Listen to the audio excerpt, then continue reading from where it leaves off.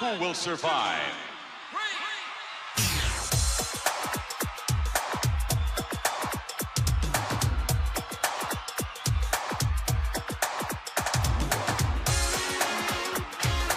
It's 93 and time for WrestleMania.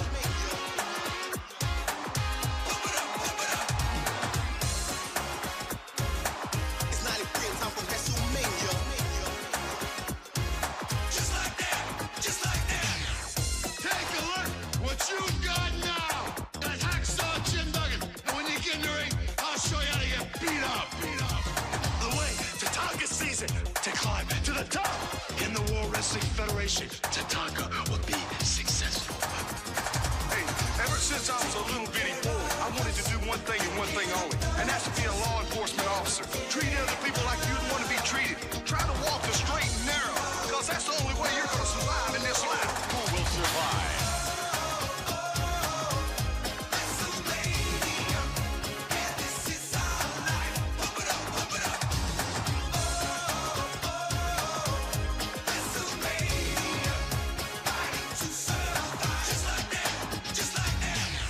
Listen up.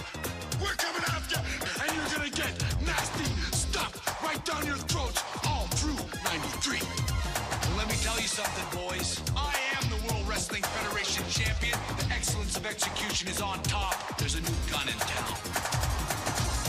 I made a vow to become a law enforcement officer. See these handcuffs right here? They're an instrument of justice. The big boss man is law, order, and justice of the World Wrestling Federation. Who will survive?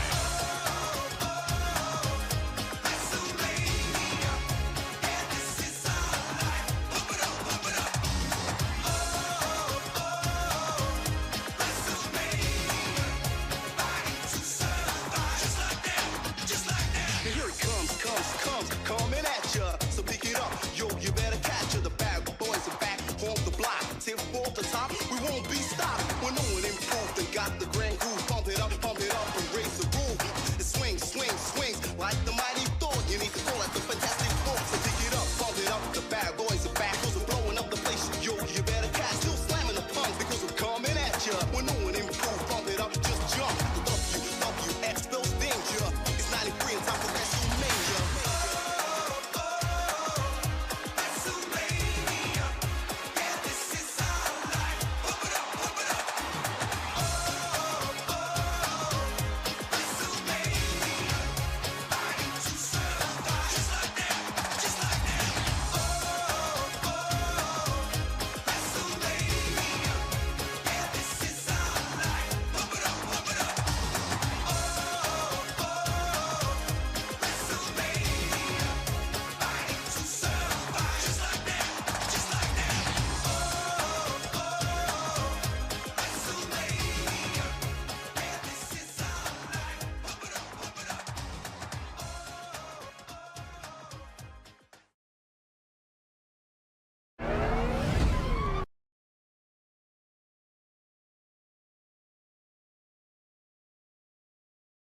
Hey now, hey now, hey now, Hey now. hey now, hey now. Hey now. Yeah, here we are again. I was kind of hoping that someone was going to edit this so I wouldn't have to oh yeah, before I forget. We're going to have to run, whoops, wrong thing. We're going to have to do this at accelerated speed or else we're going to be here all fucking night. I was hoping someone was going to edit this like Snort or Duty, but apparently they had better things to do with their lives. Oh yeah, I should, well no, I guess I should leave the text over there. I guess I should move my thing. Whatever, fuck it. Hope you're all having a good week. We're not going to watch the stuff where Ralph was on because I honestly don't give a shit about that. I just saw previously some of his awful takes about this, so I just figured, fuck it, let's just excuse me. So we go and just watch this and see how awful some of his takes are on this whole thing. If you want my opinion on WrestleMania 41, it was more good than bad, which is about the best praise I can give it. It was a 6 out of 10. At times it felt more like a glorified Raw or SmackDown. Like, it almost very few of the matches had like a WrestleMania like feel to them. It was kind of just like, oh yeah, this is pretty much what it's like when you watch on TV every week. So, anyways, let's see. I know he's going to say something really stupid up front here, which I'll jump on in a second, but let's get going here. All right, let's do it. Let's start getting play-by-play. And again, if you guys contribute, I will stop the play-by-play to give you shout-outs. If you have any takes on what I'm saying about these matches, please, by all means, chime in. I'd like to hear your opinions as well, okay? No, you don't. Okay. So, WrestleMania 41 Night 1, I've already talked about the opening. I didn't like the set, okay, at all. I didn't like the music. I didn't like DJ Salvatore Gnocchi coming out and advertising his dishes or whatever the hell he is. What do you mean you didn't like the set? The set was cool. Whatever, I don't feel like fucking rewinding to... Yeah, I don't feel like rewinding it to hear what specifically he didn't like about it. I don't know who the hell he is, okay? I know he's a guest character in Fatal Fury. I didn't like the Fatal Fury advertisement in the middle of the ring. Now that we know the War Raiders were wearing Clash of Clans outfits and Drew McIntyre was wearing a Doomslayer outfit, I didn't like that. I just think it was all this advertisement is just shit. And the truth is, WWE doesn't need it. They don't. It's just blatant sellout stuff to make more money that they don't need. They're doing well. They sold out both nights. It's dumb, it's intrusive, and it ruins the product. For me, anyway, it bothers me. Like, I don't want to be bothered watching WrestleMania, okay? The first match of WrestleMania... Oh, yes. I'm sure that WWE is going to put the millions and millions of dollars that they stand to earn by sponsoring every match because you don't like what it does to the product. Look, I'm not a fan of it either, but, like, listen, they're a fucking... they've been a publicly traded company for, like, over 20 years at this point. Like... Like, this is just something you have to deal with. Like, and literally every sport does this now. The NFL, the NBA, MLB, MLS, everything. Like, to complain about, like, oversaturation of ads in sports is like, you know, that it's like complaining that the sky is blue at this point. Curtain jerking, as predicted, it was Jey Uso, the #1 contender, taking on Gunther, the World Heavyweight Champion. Okay, first, flag runners ran out with the yeet. It said on the flags. They were standing on the ramp. A bunch of, like, dancers were dancing in front of the entrance ramp, the door. But then they cut out to the crowd. And in the crowd were the Raiderettes. That's right, the dance crew females from the Raiders football team, United States football team, dancing. All right? And thank you for specifying that it's the United States football team, the Raiders, because literally no one... Well, okay, I guess some foreign people wouldn't know. How many fucking... Seriously, how many fucking foreigners are watching Phil's streams at this point? And finally, Jey Uso starts to come out of the crowd, not out of the entrance ramp, but of the crowd. And that was bizarre because it's WrestleMania. The first guy should come out of the ramp, and he didn't. Okay? And he comes out. What the fuck are you talking about? What? That's his thing. He literally comes through the crowd every single fucking time he comes out on stage. Why wouldn't he do that for WrestleMania? What you just said. We're going to be here all One of the night, most folks, aren't insanely we? idiotic things I have ever heard. Oh, wearing his usual outfit, which is like, you know, the suit, but the arms are loose, but the suit over him. But it's oddly bedazzled. Like, it just has, like, shiny, gaudy sequins on it. And I wrote down, he basically looks like a bedazzled Power Ranger coming out for this thing. Oddly enough, he's not yeeting. So the entire crowd is going, yeet, yeet, and he's not doing it. And even Wade Barrett says on the microphone, Jey seems awfully restrained tonight. He just wasn't celebrating on the way out. And I'm assuming that they're following the plot line, that he's so serious about this. He's so angry with what happened between Gunther and Jimmy, his brother, bloodying him up and all of that. And he really wants to get his revenge on Gunther, okay? So, yeah, fair enough. Gunther comes out. I absolutely love his music. It makes him sound so ominous and evil. And he does come out of these opening double doors. And that actually looks cool because he stands there like this with the light behind him. And you see his silhouette. And it's like, wow, that looks pretty, you know, a good presentation of him coming out, okay? And so he comes out. And I'm going to say this, all right? Overall, this actually, legitimately, is one of my favorite matches of WrestleMania 41. Why? Because I had said previously, I felt like the match wasn't going to be good because I didn't think that Jey could hold a candle to Gunther's wrestling ability and that this was going to be exposed during the match. And so they needed to basically just do the match quick. So that way it would be over with. Maybe he just runs out there, all of a sudden hits 3 moves, pins him, done, and that's the end. And then the whole crowd yeets and that's the end, right? Could you imagine what would have happened if that was how the match was? How anticlimactic and awful that would have been? Like, no one would have bought that. Instead, this is an incredibly long, drawn-out, detailed match. Incredibly long. It was like, hold on, let me look up how long.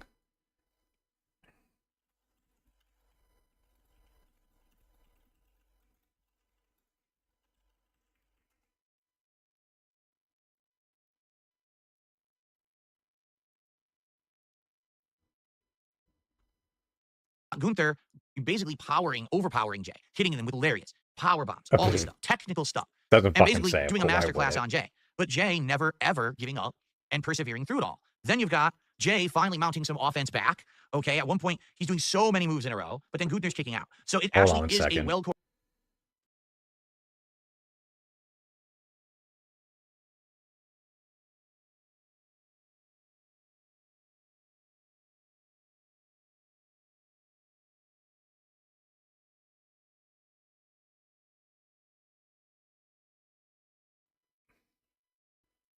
Sorry choreographed, about well that. scripted, Daughter well came done down match. to In fact, bug me I to couldn't even tell you. order I thought this would be a stuff that botch she fest.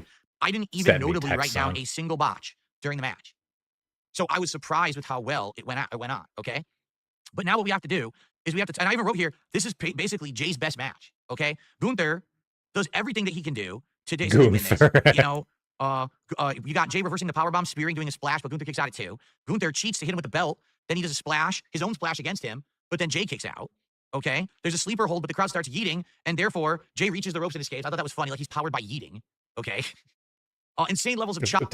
That's how it fucking works. Like, that's Wrestling 101. You fucking have the crowd, or the babyface is supposed to feed off of the crowd chanting. Chops and headbutts back and forth, showing that even though Gunther is the master of the chop, well, Jay has the headbutt, the Samoan headbutt in his repertoire, and he can give it back. Okay, so how does the match end? Well, Gunther goes for a powerbomb, but Jay counters it and does his own powerbomb.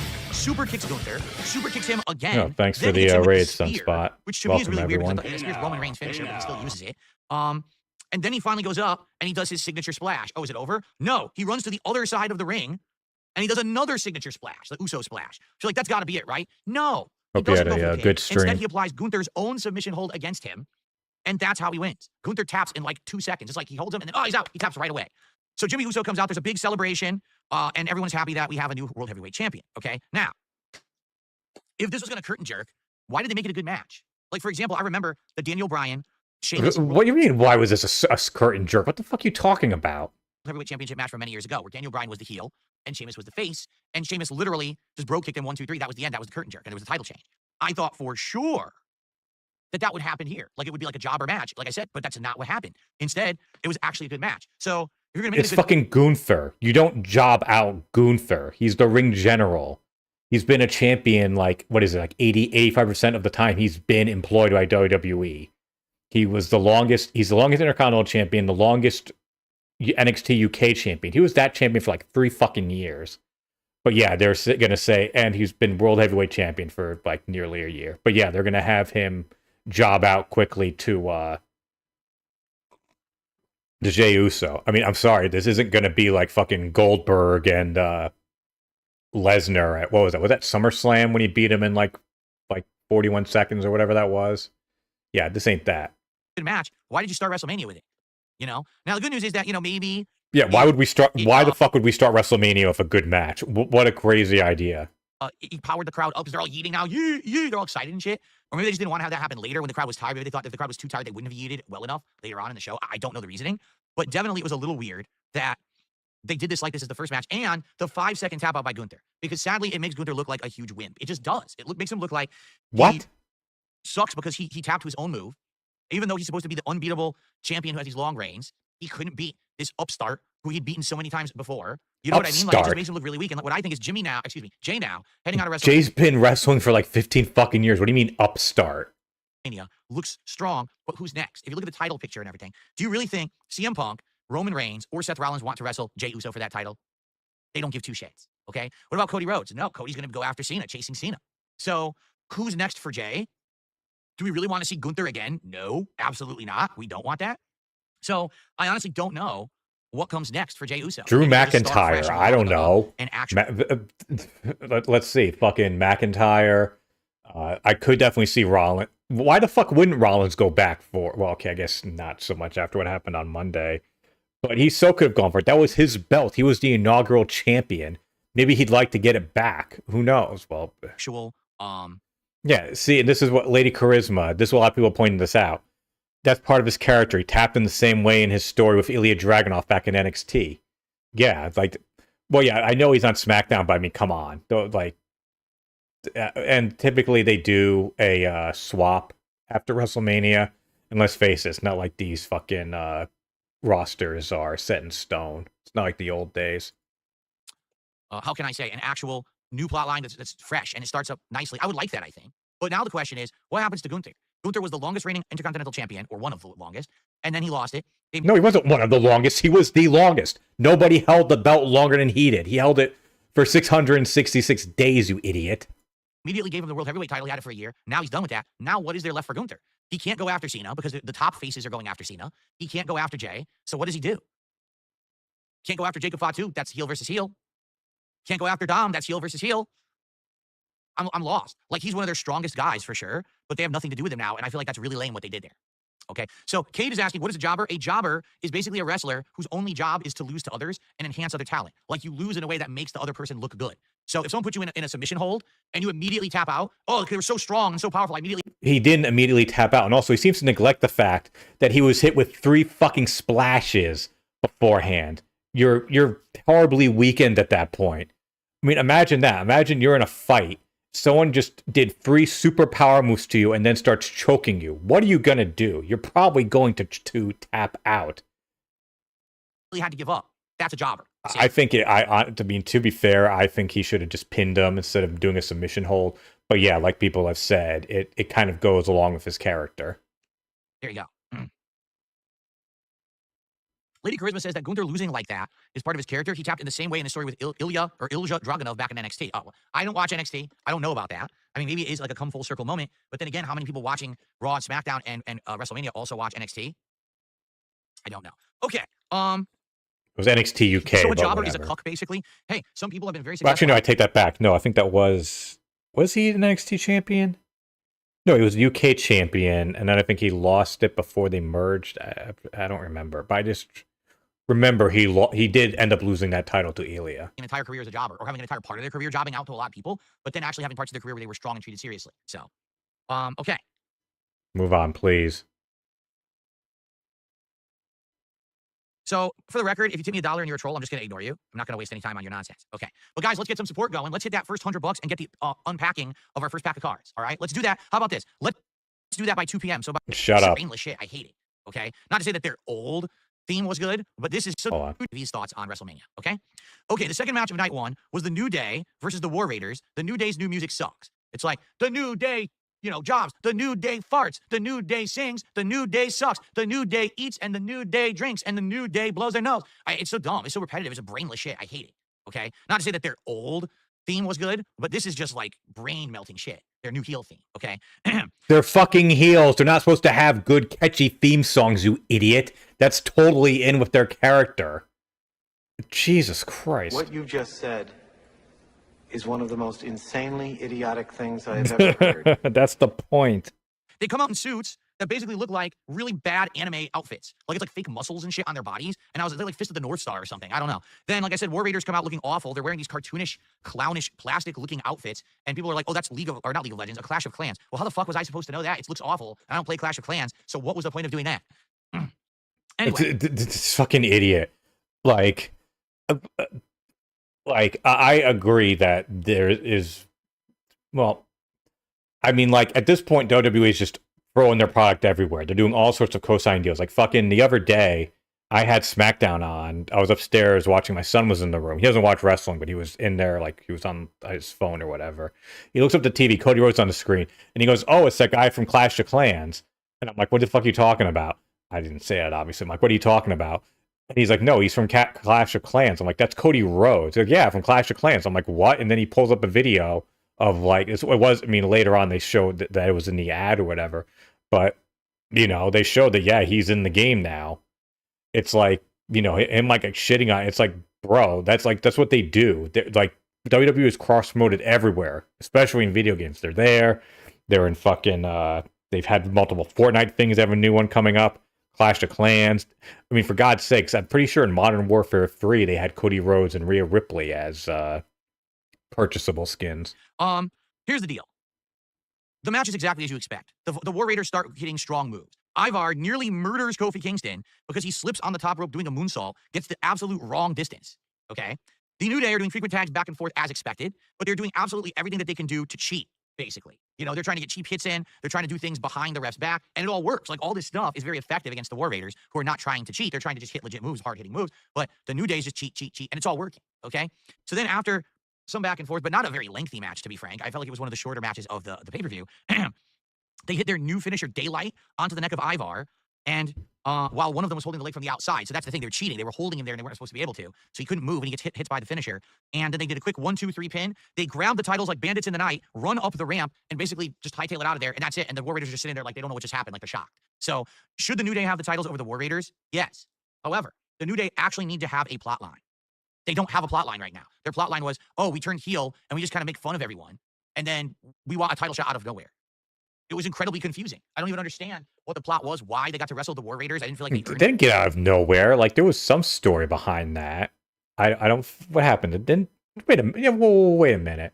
Wasn't there like a tournament? Like, they didn't just get. They weren't just handed that thing out of nowhere. There was some logic behind them getting a title shot. Into the shot, especially when there's other tag teams that are all trying to vie for this position. So very weird, but I guess we'll see what happens now that WrestleMania is over. Hopefully they'll have a real plot line now. So up next, it was Naomi. Yeah, I'm pretty sure they won like a tournament or something. Jade Cargill. Oddly enough, Naomi comes out to her new theme song, which is metal. Yes, actually metal rock music, which is a lot different from her old Glow theme. You know, her glow up and shit theme. It's completely different, and it's bizarre, quite frankly. Like, it's odd because it doesn't fit her at all. Some of the lyrics are, this is your last warning, your last chance, take and proceed with caution. So it goes in with her new persona as a heel, all right? It does, it works. But I want you to think about this. They're giving Naomi an entirely new character, an entirely new perspective, an entirely new outlook. This is gonna be her character moving forward. So what would make sense if she actually looked good and won? So Jade Cargill comes Wait, hold on. I need to listen to that again. Sorry, I was distracted in the chat. New persona as a heel. All right, it does, it works. But I want you to think about this. They're giving Naomi an entirely new character, an entirely new perspective, an entirely new outlook. This is going to be her character moving forward. So what would make sense if she actually looked good and won? What the fuck are you talking about? That makes sense. No, not necessarily. What the fuck are you talking about? So Jade Cargill comes out. She couldn't come out with her old NAOMI, Feel the Glow entrance. It needed to be something different. She is a completely different character. Doesn't mean that therefore then she should be presented like have a winning streak. What are you gonna do then? Bury fucking Jade Cargill in her big match? Okay, it wasn't her big match back. She had the other one. But you know what I mean. You can't bury her in her revenge match. Storm from X-Men, but they don't have the actual effect that they would have in the normal show. Like in the normal show, they have like the simulated snow coming down. They didn't have that at WrestleMania. So, in my opinion, her entrance at WrestleMania, which is supposed to be the big one, actually was the worst one she's had that I've seen. It didn't have the effect, and it looked stupid. Okay? So, here's the match. It's very messy. There's a bunch of submission attempts back and forth, reversals. Okay, right. Yeah. Oh, yeah, that's right. Solo, thanks. Back and forth. Nothing is looking too clean or crispy. Instead, it's a lot of kind of mistiming, sloppiness to the match, I feel. Naomi kind of dominates the match early because the announcers are saying her new aggressive persona has taken over. But in every power situation, Jade ends up overpowering her. Okay? Finally, she lifts Naomi onto her shoulder. She fucking should. Look at her. Turns it into some kind of a converted power bomb. Then does her finishing move, 1, 2, 3. Very quick, very awful match. You could tell that they practiced this match out a lot, but still didn't really jive. Like, their wrestling styles didn't really go together well. And overall, it just left a bad taste in my mouth. Like I said, if you're going to have a new persona for Naomi, then this would have been the opportunity to have her not only show off that persona, but get a win. Have her actually show that she's changed, and this new change in her makes her a dominant force to be reckoned with. Instead, if her first appearance... No, she's not. She's a motherfucking baby shit heel. Or chicken shit heel, excuse me. She doesn't come across like as a badass. Like, okay, she has the things on. I always thought it was more of like a tribute to Owen Hart, honestly. When he had that weird thing, he had like the caution favor. Like, what the fuck are you talking about? This isn't a badass persona. Roy is just more of a bitch chicken shit persona. I mean, she might dress up and all that stuff, but like, hey Ryan, would you invest in Divorce Coin? Sorry, just seeing this down here. Heel character, she loses. Doesn't that undermine the entire idea? No, it doesn't. Like, usually when you have a debut, that debut then lets that person win. And this was a re-debut for her, for sure. And I feel like it was an incredibly squandered opportunity. Because now, who cares and who takes her seriously if her first chance to show off who she is new, she failed. And to Jade Cargill, who's a very good wrestler. So I didn't really like the match, quite frankly. Okay? Fucking moron. It was... I was surprised how much I liked the match. It had a lot of good power spots. I mean, it wasn't a technical masterpiece. But overall, I felt it was good, and Jade showed some.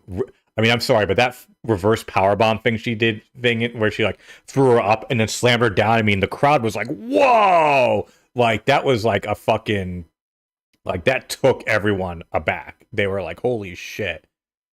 Like, oh, hold on, I can't.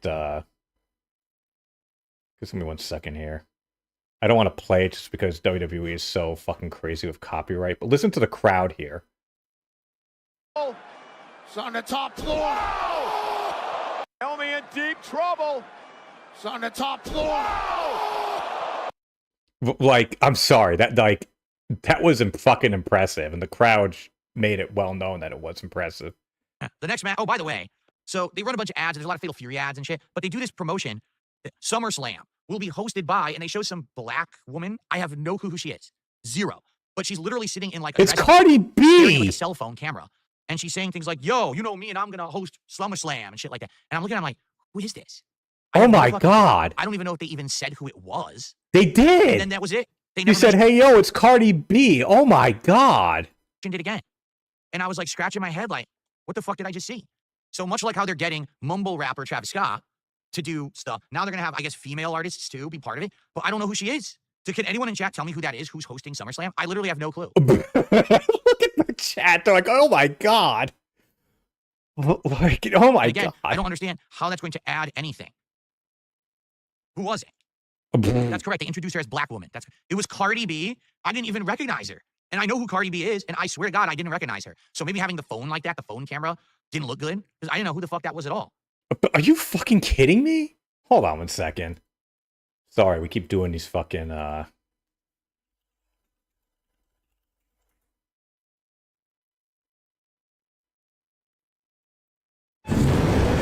Sorry, give me a sec here.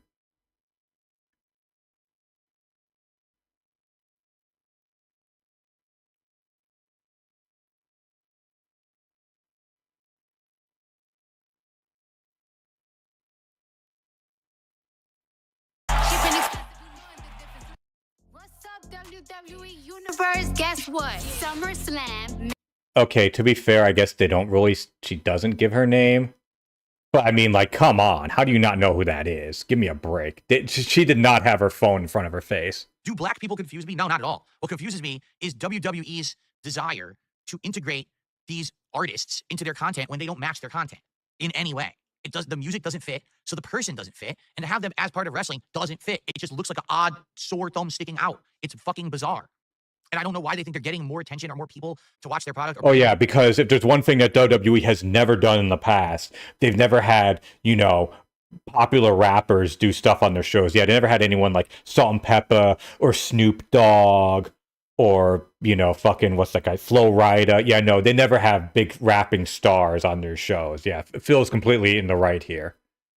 For their product, they're not. It's just a waste of time, Anyway. Limp Bizkit. By the way, after this match's recap, I want to open a pack of cards. So, guys, let's get some support for the after this is the Jacob versus LA Knight Intercontinental title match. US title match. My fault. Let's get some support now. Now in Jacob Fatu's corner, which we were all wondering what would happen with Jacob Fatu versus LA Knight. So, Solo Sikoa does come out in Jacob Fatu's corner, which we were all wondering what would happen with that because these two have had a falling out and a lot of issues over the last few weeks with Solo getting interfering with his matches without kind of his permission and him being upset with him, right? So, LA Knight drives up in the passenger seat of a car. Didn't they say it was like a Maserati or something like that? I don't remember. They said what car it was, but I didn't write it down. But yeah, why would the funniest part about it is, as this happens, a weird meter appears in the corner of the screen. Imagine if right now, like a meter appeared in the screen. That looks like a speedometer, but it says it's the overheat meter. And you know what it is? They stole it. It's from Fatal Fury. So basically, during this match, this meter is going to heat up during the match when action is happening, as if it's a fighting game. This is so bizarre. Do you think people bought Fatal Fury City of the Wolves because there was a heat meter in the middle of the US title match? Like, who comes up with my this? god. This fucking odd shit. All right, anyway.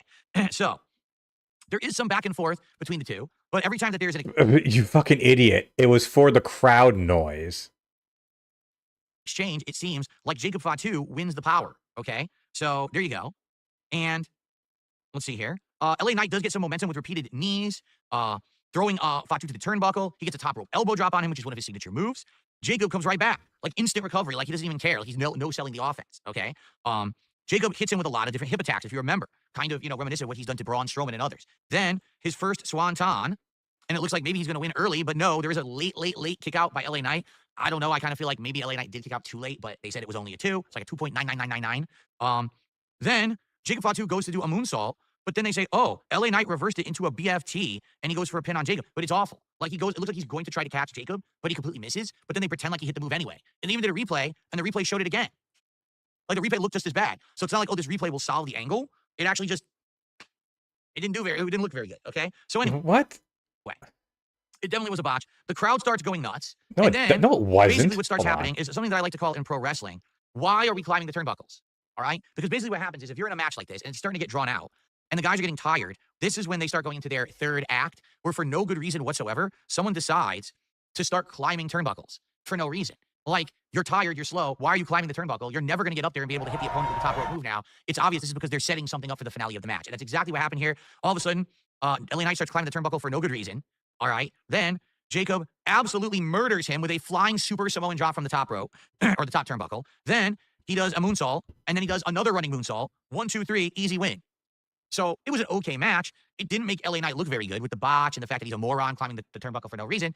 Fatu looks great. Jacob Fatu now looks very strong. He looks like a beast. He looks like someone who is really getting great momentum moving forward. And, hopefully, now that he's the U.S. champion, he'll get a good plot line, because I feel like this plot line hasn't been great. Maybe the plot line will be there's dissension between him and Solo, and now Solo wants the belt and he's jealous that he has it or not. Like I said on Smart Guys last week, maybe it's a celebration with him and Tama Tonga lifting up Jacob. Did they turn on him and shit? Attack him? I don't know. But it'll be good to see Jacob have a plot line other than, oh, I just beat people up and interject myself into other people's fights, which is what he's been doing with Braun and others over the last several months, okay? And then the cool thing, there's a celebration. Haku, that's right, one of the actual, it was Haku and Fatu, the head shrinkers, right?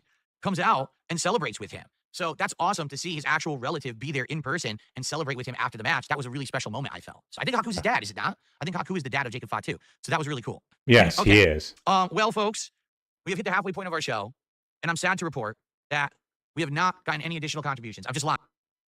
It was a $5 Canadian release for the end of tonight's show, or today's show. I want to hit my 150 goal. Please support me, like Western, Mexican cinema style.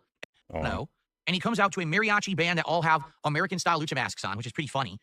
It's in a sepia filter with graininess, and it plays at 10 frames per second. So they're trying to make it look like old-timey, like Western, Mexican cinema. Why does he keep running his fingers through his hair? Like, what is that? style, and it works. It's actually pretty funny. They could say he's from the Gulf of America, by the way, which is kind of funny. And then, out of nowhere, the doors open and they start playing different music. I'm like, wait a minute. I thought it's Rey Mysterio against El Grande Americano. Well, apparently, Rey Mysterio got an injury this week. I think it might have even been on SmackDown. So because he got an injury, he can't be at WrestleMania. I was like, oh, that completely changes the match. So who's coming out? Rey Fenix, the new luchador, who's the brother of Penta. And he's getting a big high-profile WrestleMania match this quickly. So that's kind of cool for him, right? Like, good for him. So it's announced that WWE has purchased Lucha Libre AAA, which is a huge wrestling organization in Mexico. So that means that they're going to have a lot more Mexican luchadors, in their company. Now, does that mean that they're going to put them in NXT? Does that mean that they're going to end up being their own division like they used to have, like 205 Live, where they actually have like a lucha division? Who knows, right? I would say God, I hope they don't bring back 205 Live.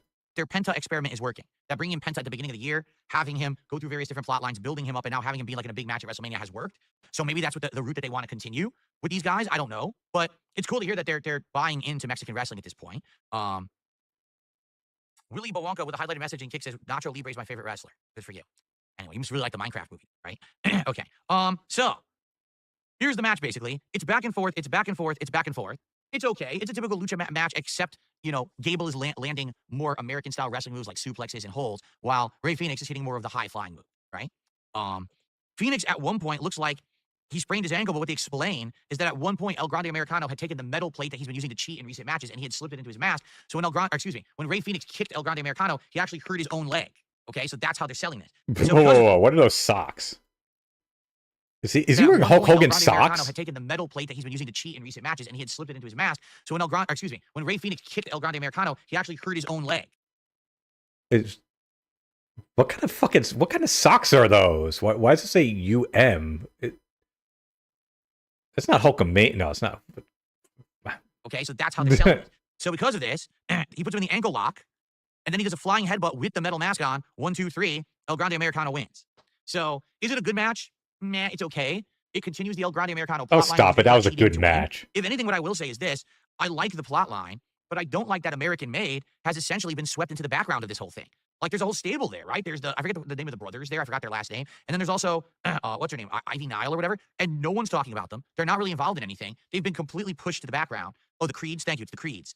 While El Grande Americano has taken the forefront. Now, I like Chad Gable. I like that he's doing something fun and interesting. But it is sad that the other people involved don't really matter anymore. And they've jobbed a million times. Like, they've jobbed out a ton of times. So what are they going to do with them moving forward? I really don't know. Okay? Okay. I received a $2 tip. The most annoying thing with LA Knight for me is that you can tell when he's losing because he always comes out with the boo-boo face. Oh, really? So he comes out with a face where he's upset. I haven't seen enough LA Knight to recognize that. So maybe I should pay attention. Maybe if I pay attention, I'll notice he has a distinct face when he's going to lose a match, and that's how you. I don't think he's had boo-boo job face, has he? Okay, so we're now at 72 and climbing. Guys, again, we're more than halfway through the shift. Complete cotton candy looking, baby blue, and actually literal Mattel Barbie boxes. Guys, again, we're more than halfway through the show. I would like to unpack a pack of cards, but we're not there yet. Continuing on, it's Tiffy time. It's Tiffany Stratton, the champion, in 3 literal Mattel Barbie boxes until it's revealed that the 2 ones on the side are LED recordings of her, and the one in the middle is actually her. She bursts through the box and comes to the ring in a complete cotton candy looking baby blue and neon pink outfit. Then Charlotte Flair comes out wearing almost exactly the same outfit. That was pretty fucking stupid. Like, I couldn't believe that either. It's like, that never would have happened in the Vince McMahon era. Bizarre, because they both have bleach blonde hair. They both have similar physique. They both were wearing almost the same outfit. And I was very confused. Yeah, like, that was weird. Was this intentional? That they really don't like each other or whatever? I don't know. But one thing I can say is, sadly, Charlotte just does not look very good anymore. And what I mean by that is she looks like a skeleton. Like, no exaggeration. Oh, she does not look that bad. Doesn't even look like it has muscle build on it anymore. And she just looks like a shell of her former self. I liked it when she used to look like she was buff and actually like a threat to the other women. Now she just looks like she's going to get in there and snap all her bones. It's actually quite disturbing. I hope she's okay. What the fuck are you talking about? What you just said is one of the most insanely idiotic things I have ever heard. Bro, she was out with an injury to her knee for over a year. You know what you do when that happens? You fucking drop weight because you can't put as much weight on that area anymore, Phil. If you actually knew anything about athletics, that would make sense. So yeah, she's smaller than she used to be, but she's not like fucking skeleton. I mean, come on. Quite honestly, I don't know what's going on with her. But they have their match, and here's the deal. Ethan Rowell said he actually thought the match was good. I hated this match. All right? Really. I absolutely, positively hated this match. And here's why. It was boring. It was too slow-paced. It was way too long. All right? They continuously tried to pull spots that didn't work. There was one point, okay? One of them went up on the top turnbuckle, and another, why are we going up on the top turnbuckle? Yes, welcome, Rye. All right? The other tried to get her from behind, and the spot was supposed to be that the one on the turnbuckle would do a backwards roll over them and then get the drop. They went to do the backwards roll and got stuck, and then they awkwardly flopped off the side, but then pretended like they didn't to try to actually grab her, and it just didn't work. It looked awful. There was one point where Tiffy flipped over Charlotte, like over the ropes, over Charlotte's head, and then proceeded, instead of attacking her, to run the ropes, come back incredibly slow, and then attack her. It was obvious that this match was choreographed and or booked by someone who thought that they would be able to pull it off. They could not. They were frequently forgetting their spots, like constantly forgetting their spots in the match. And it was kind of embarrassing, quite frankly, to be honest here. I just did not think it was a very good match. And honestly, also, you know, the things that they're trying to do, they can't do. So how does it end? It's a long-ass, drawn-out match. If anything, what I would say is the one impressive thing about the match, it is a very long match, and they actually had endurance to do that. But I just wish the match was good. Like, if you're going to do it was not a bad match. Come on. Match better be good. And it literally wasn't. It actually was a very disappointing match that I did not like. So the ending is Tiffy does a rolling out of nowhere, grabs Charlotte, does a rolling senton, jumps up on the corner, prettiest moonsault ever, 1, 2, 3. Right? So to me, it was like torture. Like, seriously, because it was so long trying to get through it. And I just so what the fuck is he talking about? Faster. And quite frankly, I hope that that's it for that plot line. Like, I don't want to see Charlotte wrestle Tiffy like ever again. I just want it to be someone different, someone new, someone more interesting. I just hated the whole thing from top to bottom. I thought that the match sucked. Too many bombs. Look at Jesse. What if I God, you're fucking boring at this. Okay. I received a $2 tip. How much would it take for me to sleep with Nia Jax? There is no amount that you could give me. It would not happen. Okay. Oh, like that would be a real big difference of what he's doing now. Tell me when I'm telling Actually, he's not lies. even sleeping with her. Let's be real here. $2 tip. It's just an impossible mission. Let's put it that way. Okay. We're at 74 and climbing. 26 to go for our first pack opening. All right. The main event of night 1 at WrestleMania. Seth Rollins versus Roman Reigns versus CM Punk. Seth comes out first, dressed in all black, and he has a flamethrower, and he blows it. So you're thinking, oh, it's his old burn it down plot line. That must be what they're going for. But then all the lights go off, and all of a sudden now he's in all white, and he looks almost angelic as he comes out. And once again, that heat meter that was in the corner of the LA Knight Jacob Fatu match reappears and maxes out as he's standing there angelic walking down the ramp in all white. So they really, really wanted to push this Fatal Fury thing, okay? Roman came out alone. Well, they're one of their main fucking sponsors. Of course they're going to push them. I mean, literally, they had the biggest real estate on the mat. So, yeah, they're going to be pushing Fatal Fury. That did kind of surprise me. I didn't think of anything that Fatal Fury would be trying to get a bunch, would have such a big thing on it.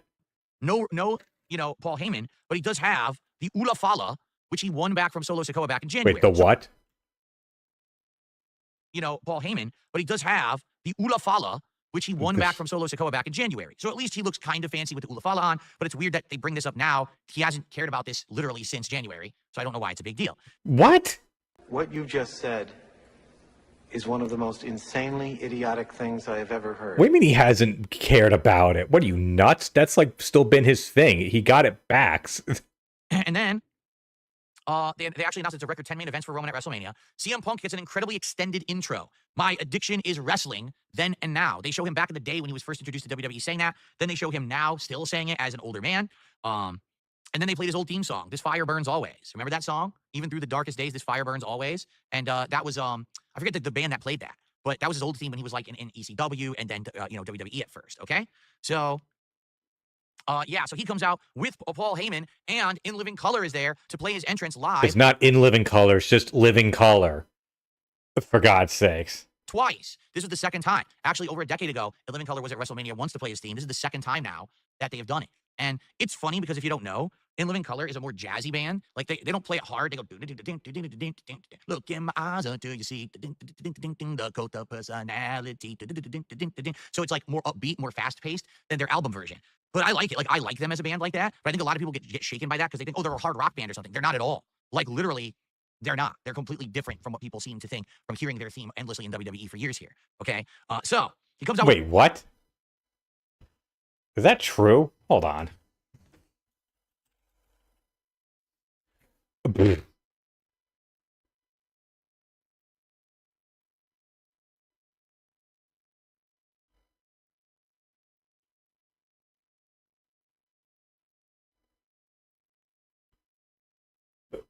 I mean, they're literally defined as an American rock band. Yeah, hard rock, funk metal, alternative metal are their genres. What the fuck are you talking about? Paul Heyman with the old intros as well. They're all doing this clobbering time together and everything, which is like a total. And again, they're not fucking In Living Color. It's just Living Color. Throwback to the old days. All right. Now here's the thing. I could tell you about the match, but I think you know what to expect. They all beat the shit out of each other. They all have great, chemistry. I mean, Jade Cargill's wrestling. Her wrestling has gotten a lot better. I mean, it's still, there's room for improvement. But let's not act like being in WWE hasn't helped her. All are great wrestlers. They're doing spots. There's some really nice spots in this match. But I don't really need to go into detail about it. What I want to do is tell you about how it ends, because that's really the main event of everything here. So after a very long, drawn-out match, because they give it time. It's a very good match for the main event of night one. We've got, basically, Paul Heyman grabbing a chair and handing it to CM Punk. Go hit Roman Reigns with the chair. Punk goes to hit Roman Reigns with the chair. Low blow from Paul Heyman to CM Punk. So now he is not describing this like with the gravitas that it needs. Paul Heyman picks up the chair and hands it to Roman Reigns. My tribal chief, this was my plan the entire time, my tribal chief. All right, let's do it, my tribal chief. Roman now. He's finally going to get his revenge for when Seth hit him with the chair back in the day, the ultimate betrayal. Remember when he was the architect and he betrayed the Shield back in the day? He goes to hit Seth. Paul. No, you idiot. He did that already at WrestleMania 40, and it cost him the title, remember? Paul Heyman with the low blow to Roman Reigns. And the whole crowd gasps. And then Seth Rollins standing there laughing maniacally. This was his evil plan all along. All right? No, so, it wasn't. Chair shot by Seth to Roman. Pins him. 1, 2, 3. Done. And that's the end of night one. Now, here's the thing. That was a great main event. The match had tons of great wrestling. The match had many interesting spots. But there's a problem. The ending leaked.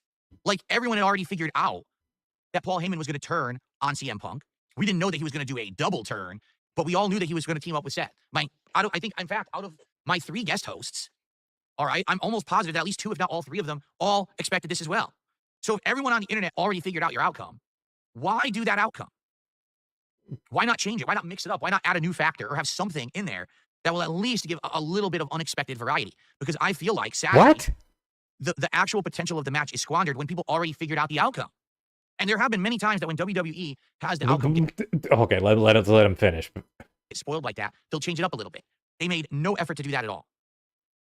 So I like that main event of night one, all right? But it disappoints me to know that I already knew the outcome. It wasn't as interesting to me. So night one overall. What the fuck? What you just said is one of the most insanely idiotic things I have ever heard. Yeah, Phil, we'll change the ending to the main event of WrestleMania because a bunch of people figured out what it was. Yeah, we'll abandon all of our planning and everything and all of our plans because people might know what is going to happen. First of all, nobody fucking knew for sure what was going to happen. Also, the issue was that no one knew how it was going to be executed. I would actually argue my favorite match of night one actually was Jimmy Uso and Gunther, because it did have Jimmy actually redeem himself and look like a good wrestler. But sadly, Gunther now has lost all momentum. And I don't like that, but still, it was a great match. It was literally, he got it back the next night. I mean, to be fair, he filmed this before Monday Night Raw, but like literally, Gunther got all his momentum back the next night when he, went after Pat McAfee the way he did. Well, Pat and what's his name, Michael Cole. Speaking of which, too, I find I have to say, talk about a fucking redemption story. I'll get back to this in a second. Michael Cole, I mean, for years he was like wrestling fans would not if Michael Cole was on fire, fans would not piss on him to put him out. Okay, but then literally you had a thing where the entire crowd was like cheering and happy that Michael Cole was returning to commentary. Imagine if that had happened like any time before during the Vince McMahon era. Like, people would have been cheering him leaving like they fucking, like Philadelphia cheered when Troy Aikman had to be carted off the field against the Eagles. Open the show, and overall, I did like that match. Now, by far, the worst match of night one, I feel, was Tiffy and Charlotte, but at the same time, I feel like the wasted match potential was Jade and Naomi. Jade and Naomi could have built up Naomi as a new character, a new heel, and it completely wasted time. The Tiffany and Charlotte match, the story wasn't about Naomi, it was about Jade. Time and just was not entertaining because of the botch fest that was happening. So a lot of disappointment there, quite frankly. Okay. Alex from Phoenix did a $5 super chat. Jade Cargill's wrestling and okay, I don't care. Live, sadly, and I apologize for that. He wanted to be here live, but he's a family man. He's got stuff to do, and so Cypress has some takes on various matches that he'd like to share. Let's go through it. He says, "Hey everyone, I apologize for not being able to appear on today's show because of scheduling conflicts. Bill did ask me to give my thoughts on WrestleMania. I don't want to go over everything, but I'll cover key matches that I want to mention. So number one, Jay versus Gunther. Excuse me. Overall, the Jay versus Gunther match was okay. Nothing too crazy, but it wasn't terrible. The ending was a major disappointment. If he used a new submission we haven't seen, it would have been possibly created a new dimension for him. But by choosing to use Gunther's submission, it did nothing for him. They found a weird way to protect Gunther while suffering a loss. I don't think it protected Gunther at all. I think it legit made Gunther look awful. I think it deflated Gunther to lose God. To a submission hold in 5 seconds, to a guy who he's already beaten. To a guy who did his finisher 3 fucking times in a row on him. And now all of a sudden he can't put him out, and then he uses his own move to beat him. I just think it's the opposite. I think it actually killed Gunther's momentum. I don't know what they're going to do with Gunther moving forward, but it definitely helped Jay. Tiffany versus Charlotte. I thought this was going to be a shoot. It was a brutal match, don't get me wrong. For some reason, Charlotte still can't find a pair of trunks that will fit her properly. Tiffany carried her through the match, not without a beating. Much like Derek White in the NBA Finals, Tiffany has come out on top. WWE made the right decision there, and I can't complain. Tiffany Barbie by Mattel incoming. Yeah, I get a feeling they probably will sell a Tiffany Mattel doll at this point. Maybe it won't be Barbie, but it'll be like the Tiffany doll. It seems like they're going. Yeah, I mean, she's literally like a living Barbie doll. One that they could do that makes sense. Excuse me.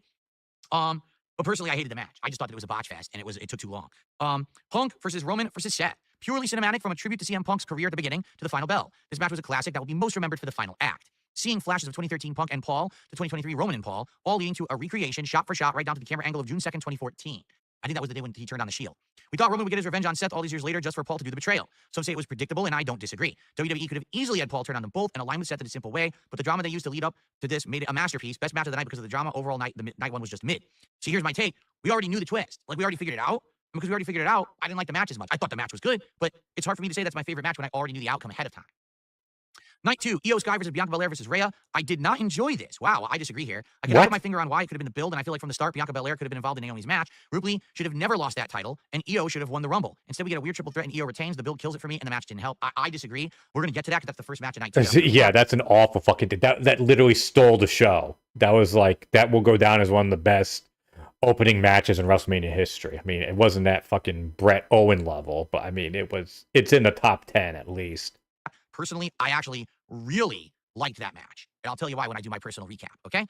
And then this is it, Cena versus Cody.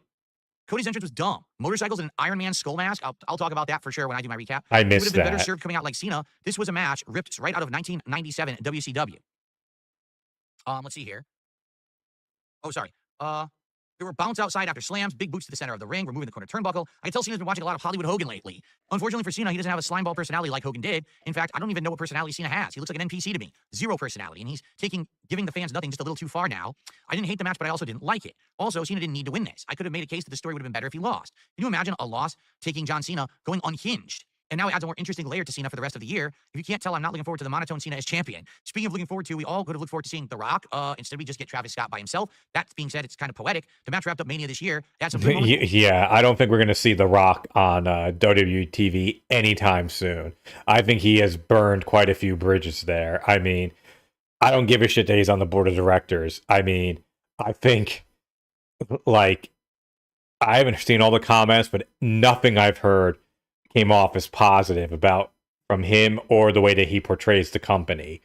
So yeah, I don't think we're going to be seeing The Rock anytime soon, especially not given the way his career trajectory is going lately and the way that WWE is going, because WWE does not need The Rock at all anymore.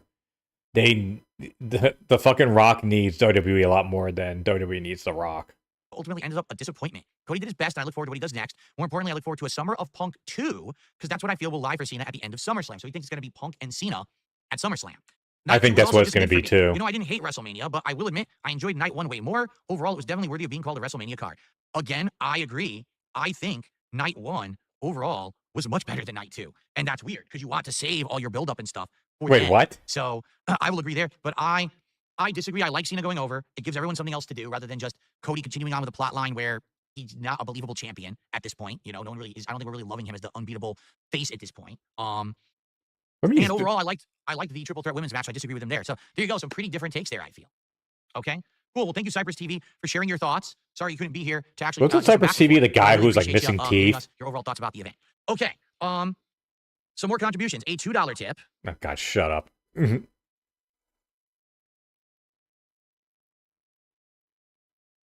More, but I'll gladly consume WWE content through your Smart Guys coverage. We're more than halfway to our goal. However, problem being, the ramp was so long. Okay, hold on. From work, because I need to actually have to use the restroom. So very shortly we're gonna have a break, and then I'm gonna come back and recap all of Night 2, and then Gahul's gonna come on and end the show. All right. So let's get started with the Night 2 recap. Please support the show if you can or haven't yet. So Stephanie McMahon opens up the show this night. First night was Triple H. Second night, Stephanie. She says, "You know, I've been a part of WWE since I was 16, and you're a part of my family, so welcome home." And then it is the women's triple threat for the title. Io Sky comes out first. I love Io Sky's heel theme because it's very slow paced and it just feels like a cocky. But her what? Comes out first. I love Io Sky's heel theme because it's very slow paced and her heel theme. The heel hasn't been a heel in about a fucking year. Cocky creepy theme. Problem being, the ramp was so long, it was very hard for her to like come out, and it took too long. So the theme just kept going. She had much to do, so it wasn't that interesting. You know what I mean? She's not dancing or anything. She's like holding the title coming out. I think the ramp was just way too long and boring. Okay. Yeah, exactly. What, heel theme? Like, she hasn't been a heel. Like, she pretty much turned. She got turned by what the show? It was when we did that show in Puerto Rico where like she just went completely over. Like everyone loved her, and it seemed that was like the start of her doing on like a real babyface run. Bianca came out. And there was a whole group of girls out there doing like jump rope and that was in like 2023, I believe. With other long fake hair, kind of similar to hers. And apparently she hugged a girl, and it was apparently her stepdaughter. So that was kind of cool. And Rhea comes out last. She had an insanely let's just disregard the fact that she's had that same entrance before, but okay. Stupid looking bone hand helmet, like skeleton hands. Really stupid looking. And literally it took so long for her to come out. I skipped the entrance and it was like 10 minutes. Okay. So basically here's the deal. This match is very interesting because it's all of them kind of going in a circle, doing all of their spots. Yes, Rhea has all the power moves. Yes, Bianca has some power moves, but is also utilizing her athleticism and the whip of the hair. Io is doing high flying moves and lots of reversals and things like that. So overall, I could sit here and call out spots. I don't really think I need to. Okay, it's solid wrestling. It's good stuff. I recommend that you check it out if you didn't see the match. It's the ending of the match that got me because I literally never expected it. I never expected the end of the match to go like this. So here's how it went. Rhea does a superplex attempt on Bianca, but Bianca blocks it, headbutts her, okay, so that Rhea falls. Now, Io jumps up to the top turnbuckle and takes over. She goes for a super head scissors, but it gets reversed. She bounces head first off of the post. So now it looks like, uh-oh, Io's out of the match. Bianca picks her up on her shoulders. It gets reversed. There's a ridiculous amount of reversals here. She braid slaps her. She then hits the KOD. 1-2, so it looks like Bianca's about to win. She's about to pin Rhea. 1-2, all of a sudden, out of nowhere, Io Sky does a moonsault on top of both of them. And this is kind of representative of what the entire storyline has been. Even though Io Sky is the champion, she's been the afterthought, the third wheel, the one that everyone doesn't take seriously and keeps forgetting about. Well, it seems like the main event is just supposed to be Bianca versus Rhea. So they basically throw her out of the match. They bonk her head off. It's Rhea, not Rhea. The ring post and say, oh, she's out of the match. Let's do our one-on-one now. But as they're doing their one-on-one, they're so distracted, they don't pay attention. She hits them both with a moonsault and goes 1, 2, 3, and Io retains. And for me, that's just perfect because that actually was the culmination of the whole plot line, right? And the truth is, I've said this before, I just don't feel like Io had any real plot in this whole rivalry for the last month and a half. Instead, she beat Rhea, and then she just... Why is she calling her Rhea? Third wheel. Well, now, because she retained, hopefully, if Rhea and Bianca want to go on and have a rivalry for themselves or even do other ones, let them do it, but let her now have her own plot line and actually get the spotlight. Because I feel like that's been the big thing lacking. She didn't get enough attention when she held the title. I was shocked she retained, but now maybe post-WrestleMania, they will actually give her that opportunity, all right? So, good stuff. I like the outcome. I like the match. Actually, one of my favorite matches of the entire weekend because I felt like it went the right way. Okay, so folks, for the live stream viewers, I've already paused the recording, but for the live stream viewers, I'm going to take a break. It's going to be like 5-10 minutes. I'm going to go see my wife. I have to use the restroom and do a few things. So I'm going to do that, come back. I'm going to recap the rest of night 2. And then we are going to be doing a final guest. Who's going to join us for the end of the show. All right? So we're not going to watch that. Sorry that I need to take a break, but I have to. I'm going to stretch my legs. And then we'll be back and we'll continue on. All right, guys? So thank you for watching. And I'll be back in a few with the conclusion of the WrestleMania Super Show. See you then. Okay, let's skip ahead here. Let's see, how long was this break? 48:56.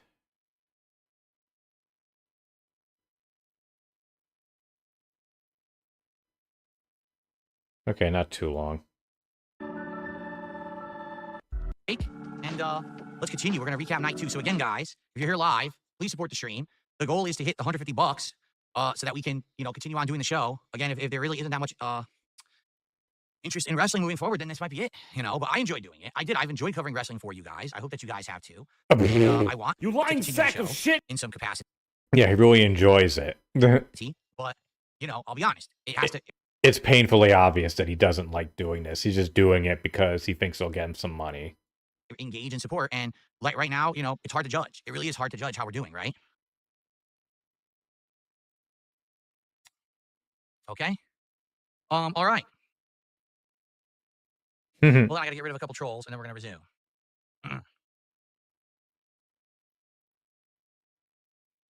Okay. All right. So let's get some more support, please. Let's hit that 100. Like I said, Gahul will be on around 3:15, 3:30-ish. So we got another half an hour-ish until he's on, because he's going to end the show with me. So let's try to hit the $100 by the time he's on the show, so we can do a nice unpacking before. Next, Drew McIntyre enters, and he is wearing a ridiculous outfit. Again, it's very reminiscent of the very cartoony-looking, plastic-looking outfit that the War Raiders were wearing on night 1 of WrestleMania. And I question, why is he wearing this? What are they getting at? And what people have told me in the chat here today is basically that was a Doom Eternal or Doom Slayer outfit from the upcoming new Doom, the Dark Knight or whatever. And I'm like, how was I supposed to know that? I don't know. What do you mean, how the fuck are you supposed to know that? I get this information from, because I was watching the show and I didn't know that. I was staring at it, squinting, like, what the frick is he wearing? I couldn't figure it out. So, anyway.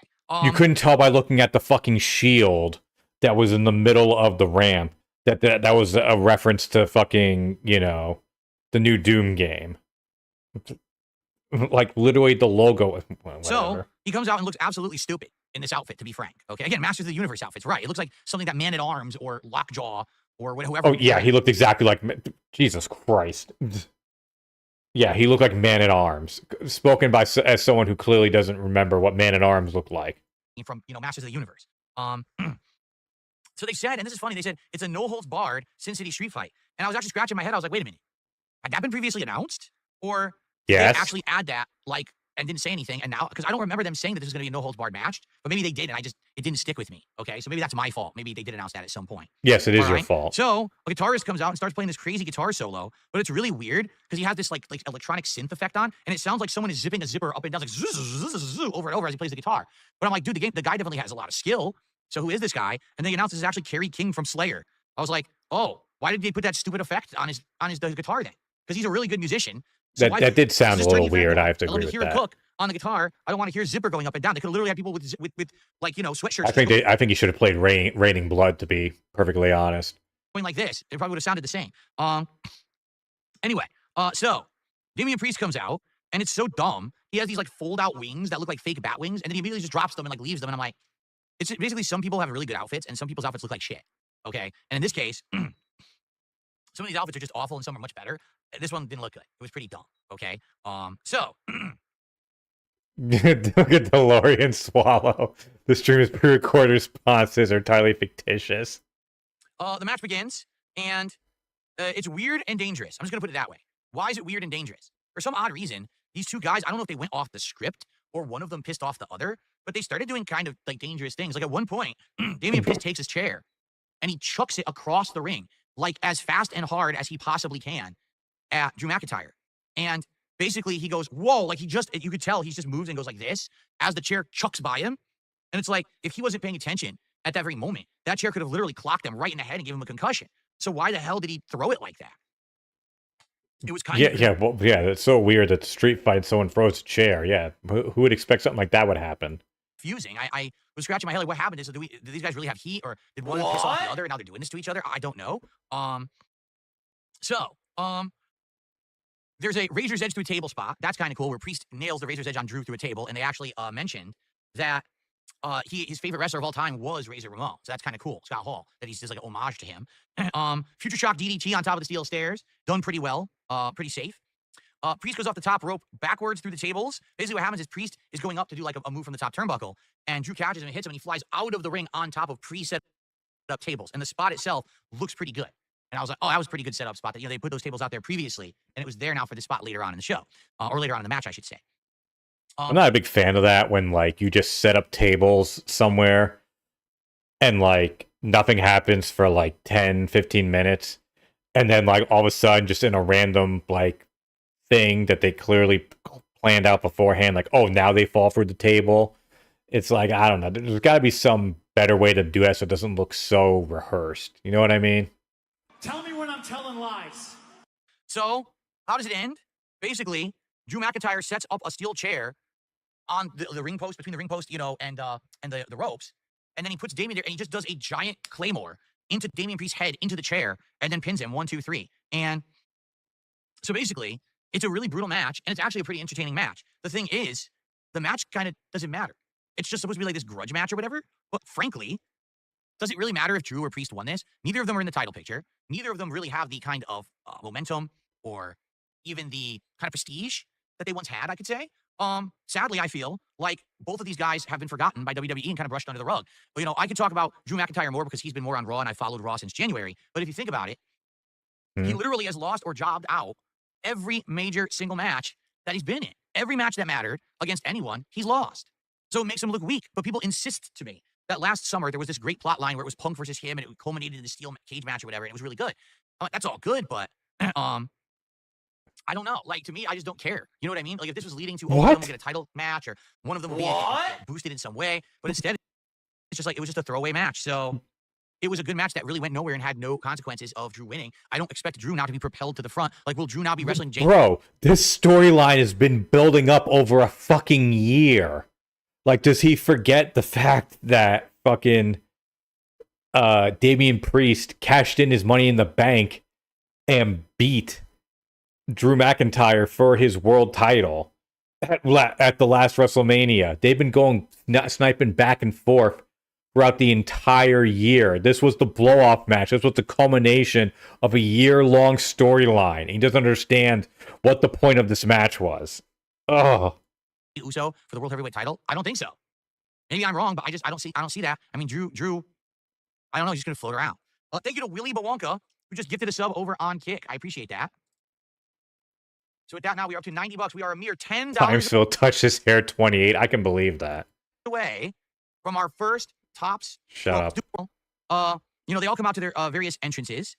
The next match was the Fatal 4-Way for the Intercontinental title. All right. Welcome, So, Dash. how did it go? First of all, they all come out to their various entrances. They start off with Penta, and let's be honest, his entrance is nice. And I like that stepping he does. He goes like this, and he starts going like slow stepping like this, back and forth. I actually like that. It's very charismatic. I don't know where he got that from, but it's one of his things, one of his characteristics. I actually kind of like that. Where he got it from? Let's see. Dom comes out next, and what the funny part about this is, I have literally never heard Dominic Mysterio's theme before, not once. Right? Whenever he comes out, he's coming out as part of Judgment Day, or he's doing something else. They played this theme. I'd never. Heard You missed a fair amount, unfortunately. He's on the middle of night 2 now. I mean, also I've been playing this at a faster speed because, I mean, why the fuck not? It's Phil. But I mean, his takes have been. Oh, that's great, King Sicko JFS. That's a great name. Oh, and that's the Boglin on the thing there. What was I gonna say? I mean, his takes have been. I thought they'd be a bit worse. They've been like, I mean, don't get me wrong, they've been bad, but they definitely could have been worse. Some of the stuff. And I was like, is that actually Dom's theme? I didn't even know he had an individual theme. So I know it was interesting. I'd like to hear it again because I don't remember it because it's the first time I ever heard it. He came out at first in luchador gear, but then took off the mask, and it's revealed that apparently it was Rey Mysterio's mask. And I guess there was a storyline previously where he had stolen the mask from Rey, which I guess he was supposed to earn it, but he stole it or something. I don't know because I don't know the previous plot. But I guess it was nice to tie that into his past plots with Rey that he wore it Yeah, maybe you should know the plot of these things before you watch them. at WrestleMania. I mean, you're only reviewing the shows. Can you go max speed? Finn Balor comes in, and man, his entrance just sucks because what it is, it's a very bastardized version of his old Demon Balor theme, and I just don't like it. It's very shitty and it's like fake. Like hip hop version, and Finn, you can tell, is not a hip hop guy, so I don't understand why they're playing this theme like this. It just sounds like shit. And then lastly, of course, Braun Breaker comes in, and I mean, we know Braun's dropping this title tonight. Like we can all tell, Braun Breaker is dropping the title. We're gonna have a new Intercontinental Champion. Maybe you all knew he was gonna drop the title. Personally, I thought it was going to be Penta. Okay, so I didn't think he was necessarily gonna drop the title, to be honest with you. the match is pretty good. Fatal 4-way, where initially Dom and Finn are kind of like. I hate wrestling. But about halfway through the match, Dom all of a sudden does the dirty double cross to Finn. He tries to take out Finn, and misses, and then Finn stomps him with his trademark coup de grace. Now, there's no DQs in this match, so Carlito, who's also part of the Judgment Day, is constantly interfering in the match. Like well, I guess then the good thing, Dash, is that it looks like this is going to be the last wrestling review. I think this is the last Smart Guys episode. I didn't watch today's stream. I almost never watch the streams anymore. I just drop in on like notable stuff. And for me, because I'm a big wrestling fan, and because I watch WrestleMania, like I wanted to see his takes on it. I was thinking about I was going to do this last night, but I was hoping someone was going to like edit this and then upload it, but they didn't. So we're watching the raw Phil feed.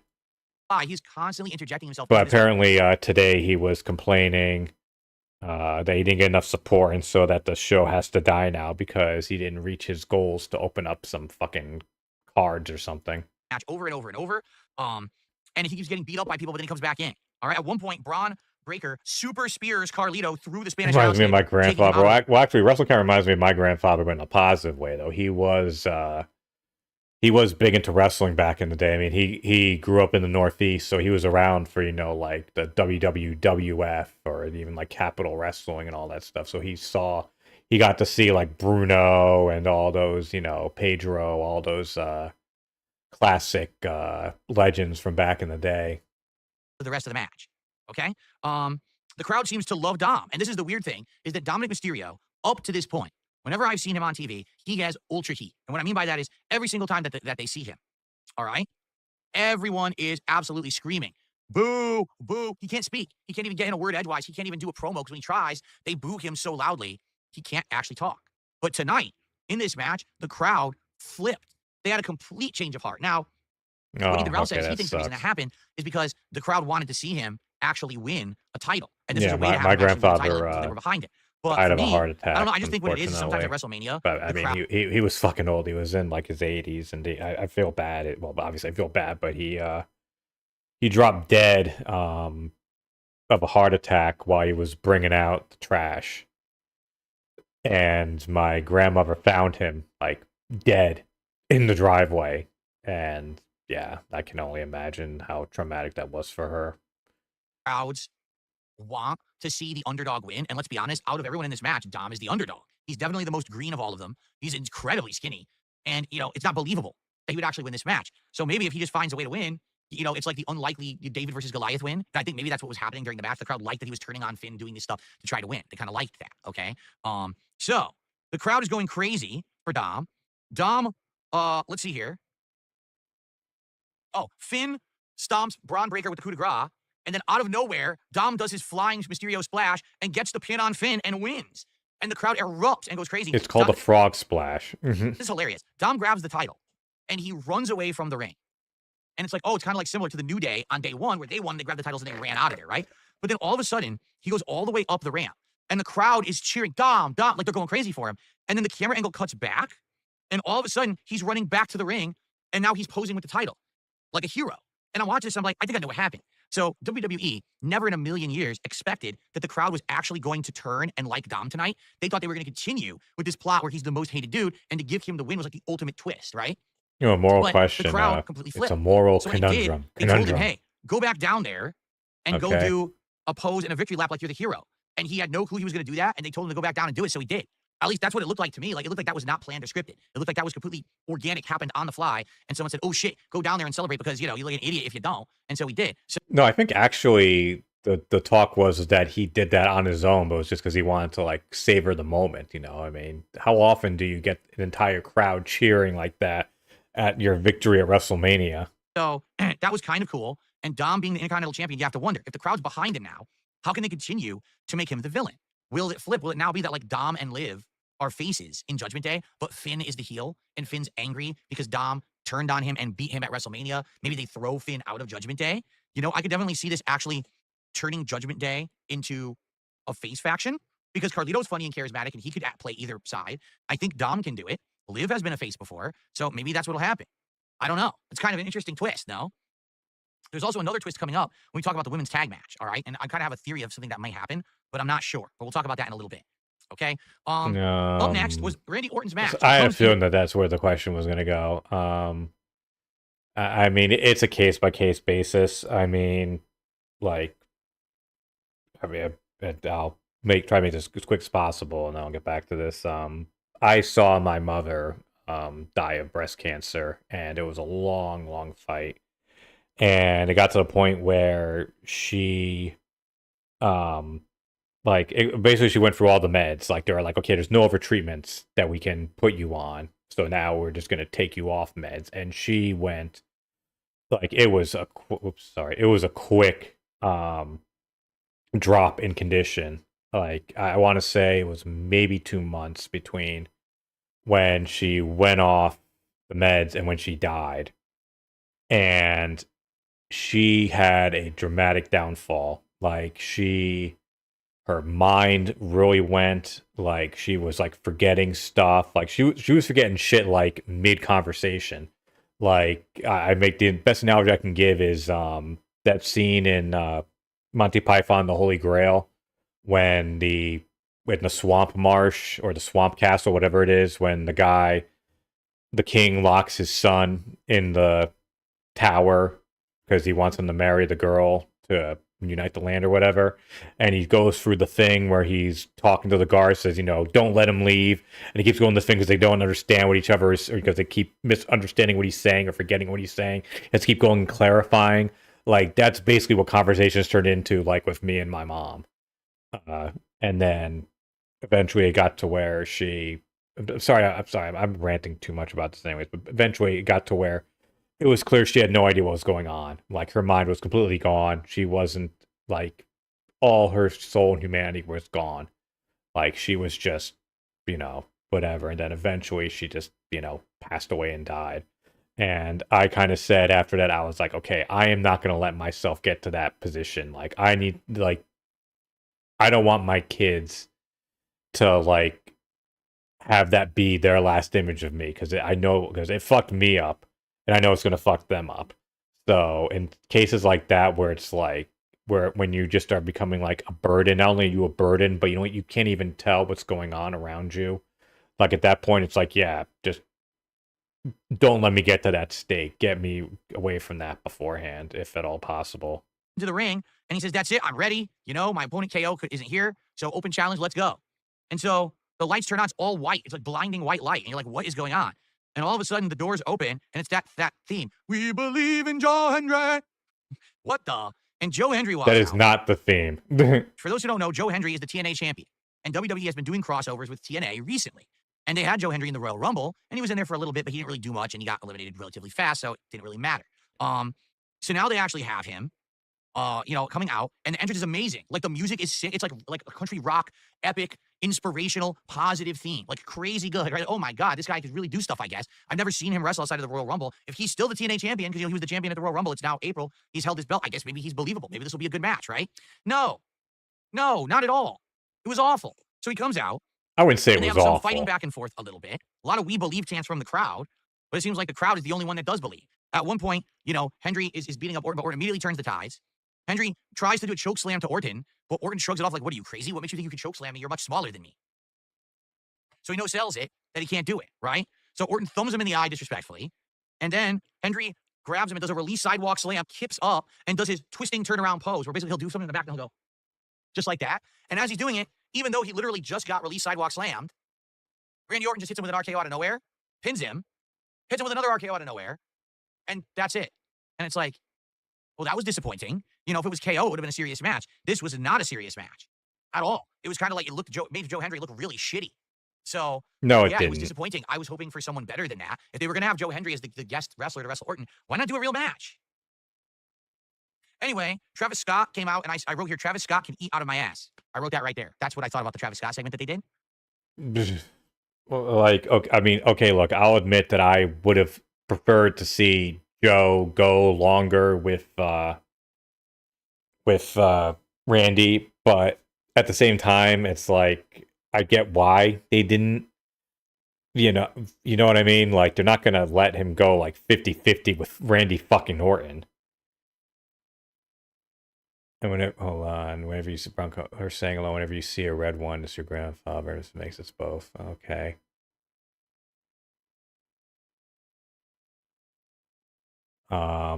He has another match in a week. Yeah, I mean, like, I do wish they had done more with the match, but I get why it ended that way. And people are like, "Oh, it's so bad for Joe." It's like, fucking Joe Hendry got to fucking walk out, at WrestleMania as a surprise guest, and everyone went apeshit crazy for him. Up next was AJ Styles versus Logan Paul. Took some interesting notes during this match because this was the longest, most extended match of Logan Paul that I've ever seen. Number one, I said, Logan Paul looks like someone, but I can't quite put my finger on it. And then during the match, I realized he looks like Edge. Like, his body type, a lot of his style, he definitely reminds me of a younger Edge. And I was like, that's that. I wonder if he's emulating Edge in a lot of ways, what he's trying to do in the ring or not. I'm not sure. But definitely older Edge, or younger Edge, excuse me, is who he reminds me of. So lots of stupid spots where he's posing for the cameras and all of this. But in reality, this match is very lengthy. Okay, very lengthy. There's a lot of back and forth. What's shocking is that you would think the veteran AJ Styles versus the relative newcomer Logan Paul. All right? You would think that basically AJ would have one up on him because of his experience, because of, his endurance. No. Basically, AJ treats Logan Paul as his equal. Now, does it make the match better technically? Because obviously, if this is a real test of experience, versus this guy, AJ has way more endurance, way more technicality, and can beat the shit out of this guy if he wanted to. At least if you look at how long AJ's been doing it, the matches he's been in over his career. But they want to make this look believable. I mean, so they do. But frankly, I just don't buy Logan Paul beating AJ in a match like this. I don't. I'm sorry, okay? So overall, it's getting disappointing because the match is going on and on. As it drags on longer... Well, he was distracted. You're right. It doesn't make sense that he could just beat him. That's why he won the way he did. AJ was distracted, and fucking Logan got a thing in on him. A match this long, and he'll get tired, but AJ's the veteran. He's used to it. No. They're both gassed, basically, by the end of the match. And I'm like, well, that sucks. So then out of nowhere, apparently, Logan Paul has a friend named Jeff. I wouldn't know who the fuck that is because I've never watched a single moment of Logan Paul's content outside of him performing in WWE. But I guess they're trying to explain really quick. They're like, oh, so Logan Paul has a friend named Jeff that's on his show on YouTube. And look, Jeff is trying to sneak in and give him brass knuckles. But look, Karrion Kross is here. And Karrion Kross strikes Jeff, takes the brass knuckles, and he throws him in the ring and says, but how many fucking Logan Paul matches have you seen? Like, that's like his thing. How many times has someone come in and helped Logan Paul, like one of his YouTube buddies, have shown up on WWE? Gotta use these. You got to use these brass knuckles to win. Because remember what's at stake here. It's not just you being Logan Paul, but it's keeping losers like him, outsiders, out of the business. You got to do this and win for us. So AJ says, okay. And then he punches Karrion Kross right in the face to say, no, I'm not going to do what you want me to do. But then as he goes into the ring, Logan Paul hits him with an unexpected titanium right punch, which I don't understand. They're saying, oh, Logan Paul previously had an injury and he has a titanium plate in his hand. So if that were the case, wouldn't that be illegal? Like, wouldn't it be illegal to do a straight strike with a titanium plated right hand? Why wouldn't it be? That's a foreign object. What's the difference if El Grande Americano puts a metal plate in his mask, right? And that's illegal. But if you already have it installed in your hand, isn't that also illegal? this also was a plot line with Lex Luger way back in the day. In the early 90s. I was about to say. They said that he had a metal plate in his forearm. And so his finisher, he would bounce off the rope and hit you with his forearm. And really weird. All right, just odd that they would allow that and that wasn't illegal, right? So anyway, he hits him with his titanium plate fist. Then he lifts him up and he does his new finisher, which they call the pulverizer, and he pins him. And that's it. So now obviously you know what's going to happen. Logan Paul's going to leave. He's not going to stick around. WrestleMania is over. He doesn't want to be there. He's not getting a paycheck. Maybe he'll be back for like SummerSlam. But in the meantime, we've got AJ Styles, who looks like he's going to get into a program with Karrion Kross. Now, here's the funny part about that, okay? Karrion Kross has been on and off WWE TV since Raw re-debuted on Netflix. He's been involved with plot lines with The Miz and Carmelo Hayes. He's been involved with plot lines. Yeah, he has been pretty... He's definitely been involved with AJ and a few more people. It's been like maybe 5, 6 different people that Karrion Kross has been involved with. He has been kind of an enigma. None of them panned out to anything. He would just do this one segment and then do nothing with it. Then all of a sudden, now this AJ Styles plotline is apparently going to stick. And this is the one that they're going with. So that now it looks like this is going to continue after WrestleMania. So at least it gives AJ and Karrion Kross something to do. Quite frankly, I would have liked to see Karrion Kross wrestle. Anyway, he did actually wrestle back on SmackDown. Just so everyone knows, he did have a match. But he lost. He lost to AJ. So now I'm curious, where are they going to go with this next? Or are they just going to drop it? Is WrestleMania the end of it and they just drop it? I think that would be a complete waste of time if that's the case. But I guess we'll see. Okay? All right, guys. So I have 2 more matches to go through. And then I'm going to check. And I'm going to see if Gahul is available to have him call in and be our last guest of the show. All right, so we're now heading into the final hour of the Smart Guys Super Show, WrestleMania 41 recap and reactions. I hope you're enjoying the show. If you are, we're not. While I'm doing this next live partner. So, yeah, all right, red pleather outfits coming out versus Tag Championship, Liv Morgan and Raquel Rodriguez in matching red pleather outfits coming out versus Lyra Valkyria and a mystery partner. So, they say that Bayley was attacked yesterday, and this is why she can't be Lyra Valkyria's partner. The funny part is Cole starts to explain it, stutters, and then never mentions it ever again. It's almost like he realized they didn't have a plot. Like the plot was that they wanted someone to re-debut at WrestleMania as a surprise, but they didn't write a plot for why Bayley was off TV. So he made it, oh, she got attacked. Oh, and then they just moved on. So anyway, Lyra Valkyria comes out. Yeah, Bayley did get kind of fucked over, I have to say. I feel bad for her. And like, you can tell. A interview came out recently with her and Chris Van Vliet, and yeah, you can tell that she's not happy with how WrestleMania went down, and you can't help but feel for her. I mean, like, and they said this was like the plan for like from the beginning. It's like you couldn't figure out a better fucking way to bring back with Becky Lynch than this convoluted thing. Like, I honestly thought that this was all supposed to lead to a fucking heel turn with Becky because Bayley. It ended up being with Becky, but with Bayley because I thought Bayley was pissed at the fact that what's her name? That Lyra had beaten her for the Intercontinental belt. And then, like, she couldn't, and I think they fought again, and she couldn't get the win back. And I thought that Bayley was going to, like, turn heel by turning on Lyra. But instead they're doing this weird thing with you know, Becky turning heel. I don't know why they feel the need to turn Becky heel. Like, at this, like, it doesn't work. Has it ever really worked in the past, Becky being a heel? Like, tell me if I'm wrong here, but it's like, I know that they've turned her heel in the past, but it's never really worked out properly. You know what I mean? It's like when they turned Austin heel, you know, after WrestleMania. Like like, yeah, he was technically a heel, but it didn't really work. You know what I mean? Like, no one looked back fondly on that time. Crazy, like, how can I say, articulate wings. They look like real birds' wings with crazy amounts of colors of the feathers and everything. And it was actually impressive. I was like, whoa, that's like movie quality outfit. And this is the comparison. Take a look at Lyra Valkyria's wings, which is part of her character. It's supposed to be that she's a Valkyrie. She's like a bird hybrid or something, right? Compare that with Drew McIntyre's or the War Raiders cartoonish, plastic-looking outfits that look like they're really bad action figures, right? It's a joke. It's like, wow, it's just not even a comparison. I'm surprised he didn't bring up Damian Priest. Theirs just look like shit. Okay. Anyway, Gin sip. So, who is Lyra Valkyria's mystery partner? It's who everyone thought it was going to be once Bayley was removed. It's Becky Lynch. Now, here's my question.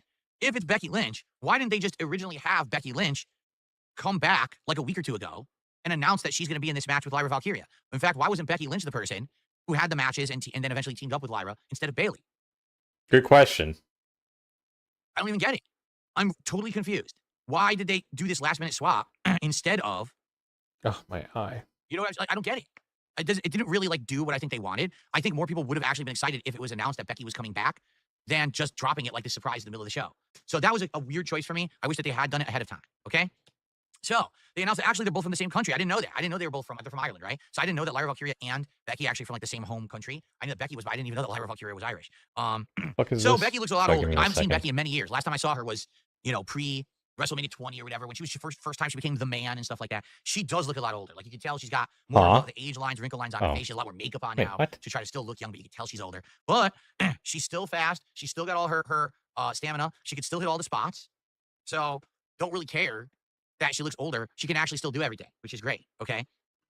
So, the match is interesting, and it's good. There's no botches. Like, for what I saw, unlike the Tiffy Charlotte match or the really bad Naomi Jade match, this definitely was a good-ass women's match. You got everyone in the match is very capable of doing their work, of doing the spots. Becky is back, and she seems to be at full capacity. The match is a pretty damn good match, in my opinion. I actually really enjoyed this match, going back and forth here. So, the way it ends is that Oblivion from behind, but 1-2, Becky kicks out, okay? More exchanges back and forth, and then out of nowhere, Becky Lynch hits the manhandle and gets the pin. And I said, what's the manhandle? Back when I used to watch her, it was the disarmer was her finisher. And I'm trying to think if she had another one. But I don't even know what the manhandle was. So she hit it and got the pin. I was like, oh, that was a finisher? I didn't even know. I was like, well, that sucks. I didn't know that was that sucks. Probably not new. It's probably like her finisher that she got when I wasn't watching or whatever, right? But I would argue that the team of Lyra and Becky works really well together. They have great chemistry. They're from the same too bad they only last for, 2 nights? That's cool. So I actually really enjoyed the match. Now, here's the weird thing. At the end of the match, all of the announcers start saying, oh, so now Lyra has 2 belts. You know, like when Becky had 2 belts at WrestleMania several years ago, and we called her Becky 2 belts. So now we can call her Lyra 2 belts. And I was like, okay, so is that the new thing? Like, they want you to call her Lyra 2 belts? Is that the big new thing? And they kept saying, like, oh, yeah, she's Lyra 2 belts now, guys. Hey, look, Lyra 2 belts. Okay, I mean, the thing is, you have to understand something. When Becky became Becky 2 belts, she was white-hot popular. Everyone liked her, and they loved that. Lyra Valkyria is just kind of getting her footing. Yeah, she's the Intercontinental Women's Champion, but hasn't done much with it. She's barely spoken on a microphone. She hasn't really had a major plotline yet. She hasn't. The fucking Intercontinental belt hasn't been a thing for a while. Early. Just saying. It's less than a year old. A horsewoman she is currently not. Let's put it that way. All right? Okay. Well, by the way, Jesus Christ. I forgot to mention it.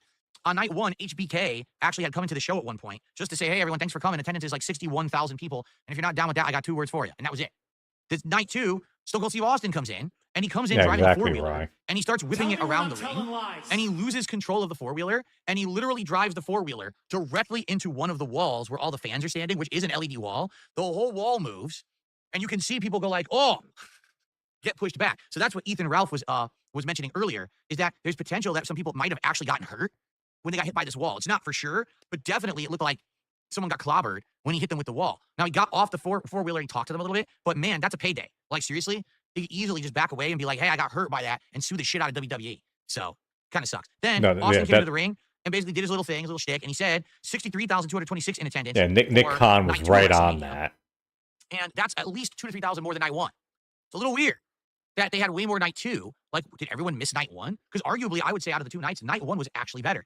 The Jey Uso Gunther match, the triple threat main event. Are you fucking retarded? Excuse me, the U.S. title match. I keep saying the wrong belt. We're all better than most of the stuff on night 2. So if you missed night 1, you really missed out. Can you imagine 2,000 to 3,000 people bought these insanely expensive tickets and never showed up? All right, shout out to Luna the Moth King. Of course, night 2 was going to sell more would sell more tickets. It's night 2. I mean, the main event is what's on night 2. Like, I mean, I get, there's, each one. I mean, technically being a main event of night 1 means you still main event to WrestleMania. But I mean, like, the Cody match was the Cody Cena match was the match the more people wanted to see. And not to mention also, they opened up a few more seats and they dropped ticket prices on that final day. King just gifted 2 subs. Okay, shut up. And Cody Rhodes match. And then we're going to get Kahula on the show to end for the last half hour. Okay? Sound good? All right, let me go grab a pack of cards. Oh, God. Wait, what? Card number 2. Okay, we're Monday not Night watching the shit. So, CUK, now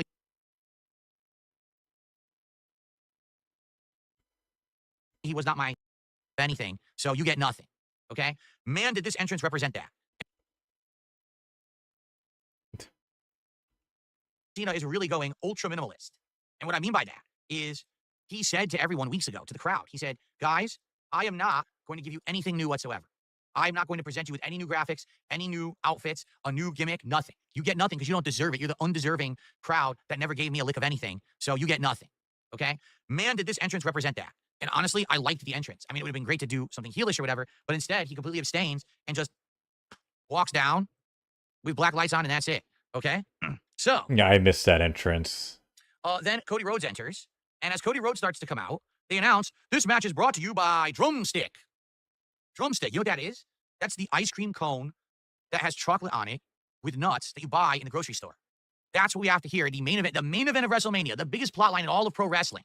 John Cena going for the record, 17 title wins, to break Ric Flair's record, to become the most awarded champion in WWE history, to take that title hostage for the rest of the year, and make it so that everyone else has to get a toy title because he's keeping the real title no matter what. The culmination of the plot line where he says that Cody Rhodes is a paper champion and a fake champion who used to be a chauffeur and is just trying to emulate him, and then he stole all of his ideas and his persona. Brought to you by Drumstick frozen ice cream cones. Thanks a lot, WWE. That's really what I needed to hear right during this entrance. I really appreciated that, and I went out and immediately bought some drumsticks, except I didn't because it was past midnight and all the stores were closed. Anyway, so then Cody Rhodes comes out. Maybe it was past midnight. What the fuck are you doing? It wasn't past midnight anywhere where this thing aired. At least not in America. Well, he watched it taped. I mean, it's like literally fucking. I mean, look, I don't watch boxing or UFC, but doesn't like every main event on like every modern sporting combat sport thing, isn't every main event sponsored by something? Like, yeah, you should expect that. He forgot the time. Yeah, exactly. Tell me when I'm telling lies. I mean, yeah, do I like seeing ads? No, but I'm not going to throw a fucking fit about I'm not going to bitch about the company getting easy money. I mean, that's like that's the easiest work for WWE is to just import a graphic and say this thing is brought to you by Drumstick.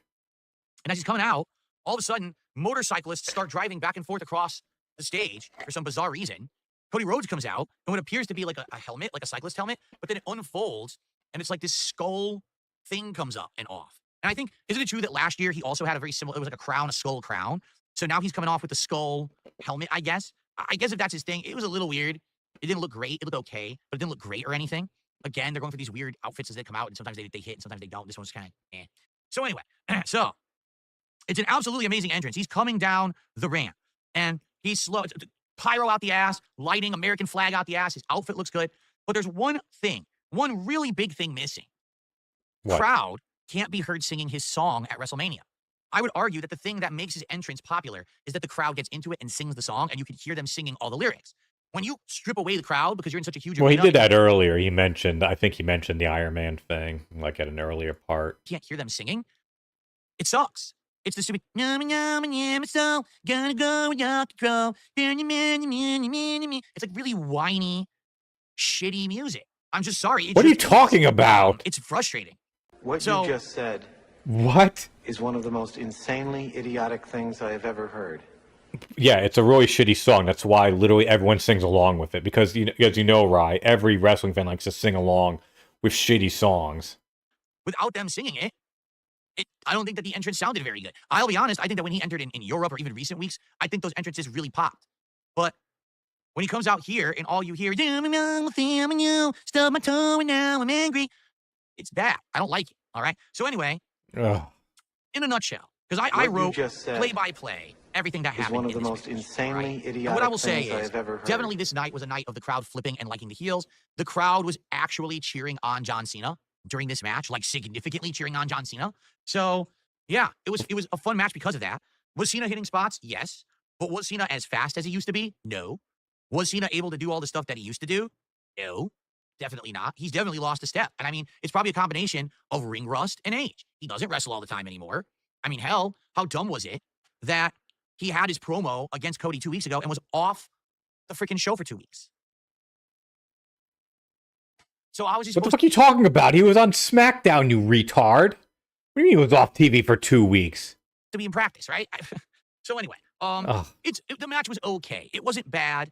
He should have never reviewed Hope Spot. I'm pretty sure Smart Guys is done. He maybe actually no, I don't feel I can't stand any more Phil after this. But apparently he like bitched and moaned about them not reaching the goals, and then just berated his audience more today because why not?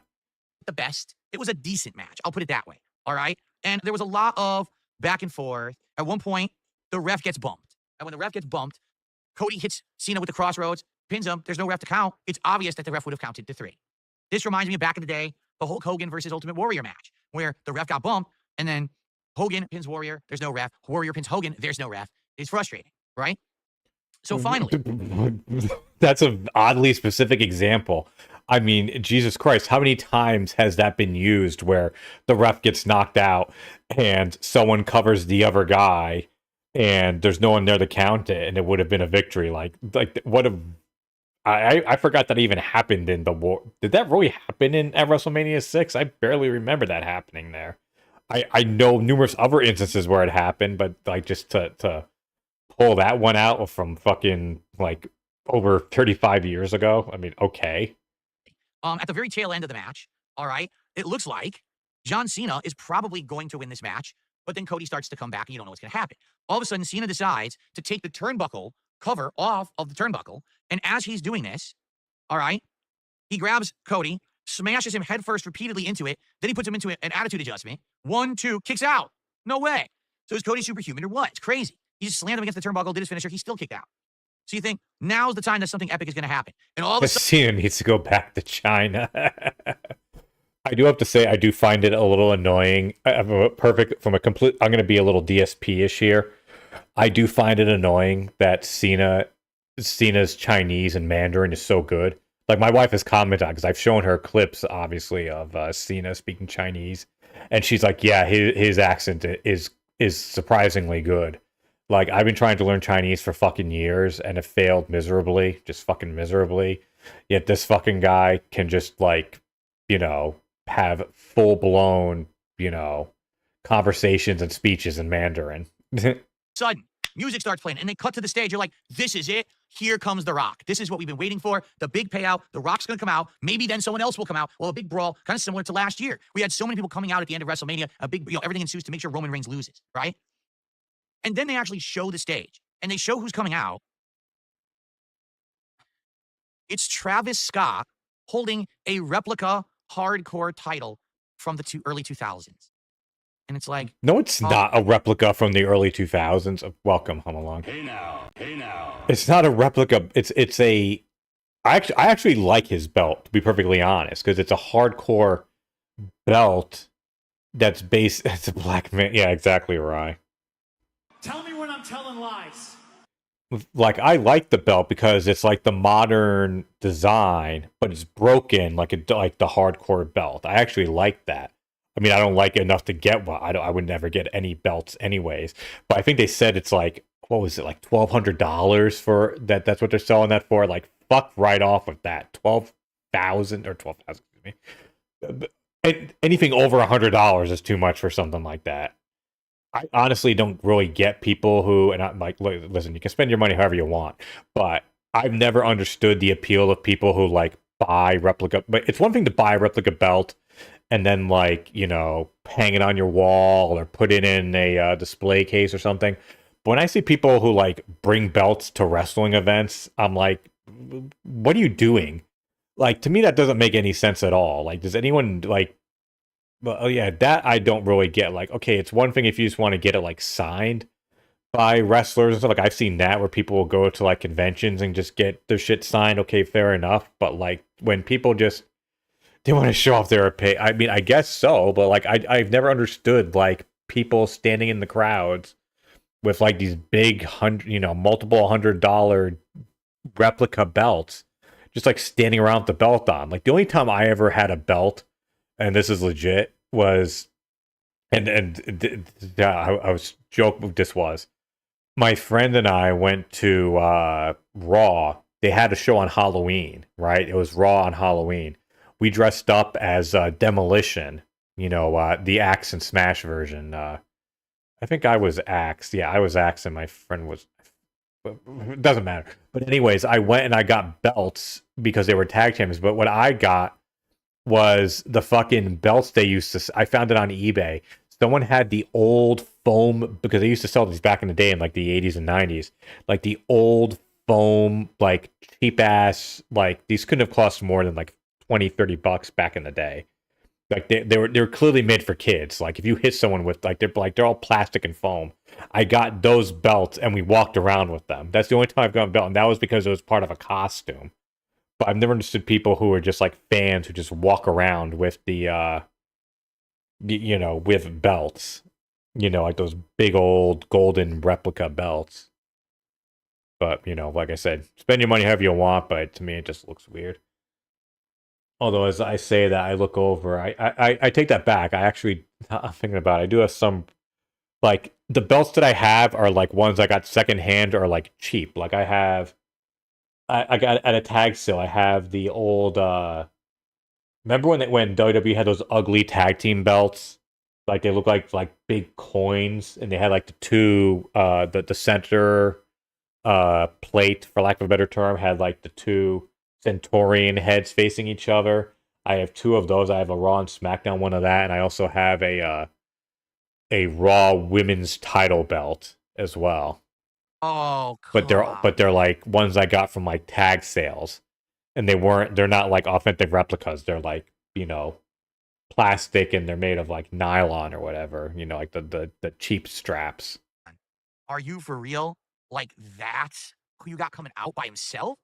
He walks to the ring. I do, yes. I mean, there's no defending the ending of this thing, so I'll have to. We'll have to agree. We'll have to begrudgingly agree with each other here. Cena raises his hand. Cena holds Cody Rhodes. No. Crossroads. Oh no. The ref got 1, 2. Travis Scott pulls the ref out of the ring. Oh no. This is going to be awful, right? That was kind of stupid the way that was set up, to where fucking Cena was holding Cody for like Travis to hit him with his belt. It's like, what are you fucking talking about? If you do that, Cena loses. He doesn't win the belt. He like, why would they set that up as a spot when it makes no sense? Cody wants Travis. I want Travis Scott. You punched me. You gave me that black eye last month at the end of Elimination Chamber, right? So he does a crossroads to Travis Scott. That was longer than last month, pal. But John Cena has the belt in his hands. There's a tug of war for the belt. Cody Rhodes. Or maybe it just feels long. Actually, I take that back. Excuse me. Come on. There we go. Tug of war, but refuses to use the belt against John Cena, despite the fact that the ref is out and wouldn't see it. He refuses to cheat to win because he is the true American hero and will never cheat to win. And as that happens, John Cena kicks him square in the Rhodes family jewels. Ow. And then he hits him with the belt, and then he pins him, and the ref just happens to be there. 1, 2, 3. That's the end of WrestleMania. Mm-hmm.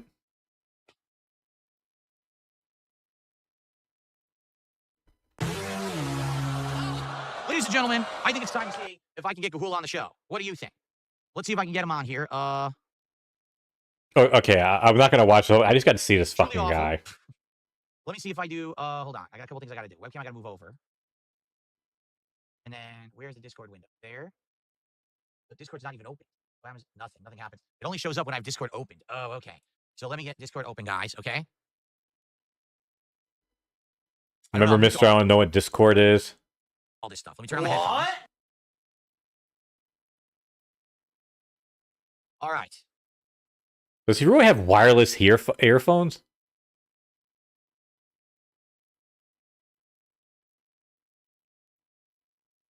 Boring. Hopefully this works. It should. Let me actually, My God, his beard is so fucking atrocious. let me get the screen fixed here. 1 second. Oh, there it is. Because I got to stretch it out. Because I shrunk it for Ethan Ralph, but now I want to get the whole thing. cool here. I'm gonna call him in just a sec. Let me see if I can get this repositioned. What the fuck? It needs to be bigger. Oh, he's calling in. Hold on. All right, it's definitely not the right aspect ratio. I'll have to fix this in a second. Once he's on, I could probably reposition the camera. Okay, here we go. Hello, sir. How are you?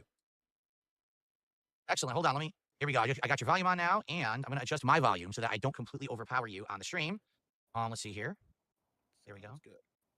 Maybe we should have set this up earlier. Right, Why would he do that? Have you the right size by complete chance? Because I had to reposition earlier, but yeah, you're on here, and you're the right size. Good stuff. How you doing, man? How's everything going? Things are going pretty good. It's been it's been a good day, but it's a long weekend. But now we can't hear either of them. Like 4 hours each night. I feel like exhausted from wrestling. What do you mean? Who is? It's Thumb Man. It's an overgrown thumb that turned into a man. Tell me when I'm telling lies. Which has honestly not happened since WrestleMania's done it 2 nights. I usually after most manias when it was one night, it's like I'm done watching wrestling for 2 or 3 months. I don't have to watch this again. But after the 2 nights, it's it's a bit shorter. Usually it's a little bit easier to digest. So I'm usually okay, back to more wrestling on Monday now after the 2 nights. But this is the first year where it's I'm just gonna. Okay, does he stay this quiet? Or maybe watch Dynamite or something. But it was a slog of a show. You can't deny that, right? It was not fun to get. Totally agree. What I was saying earlier. Well, by the way, I'm trying to up your decibel level. Everyone in chat, let me know how he sounds because I'm trying to make his mic a little louder here. If you need me to increase my gain on my end, let me know. I can jump it up. Yeah, let's see. I'm trying. Where's my mic now? There I am. See, I'm definitely louder. You guys let me know. I tried to up his volume. Guys, let me know how he sounds. But yeah, each night was around 4 hours, and like I said, I feel like each night there was one match that surprised me with how good it was because I didn't think it was going to be that good. But a lot of the matches ended up having outcomes that were heelish, like the heel would go over, and that's he's been on he apparently he knew they basically had him on to talk shit about PPP. I'm pretty sure.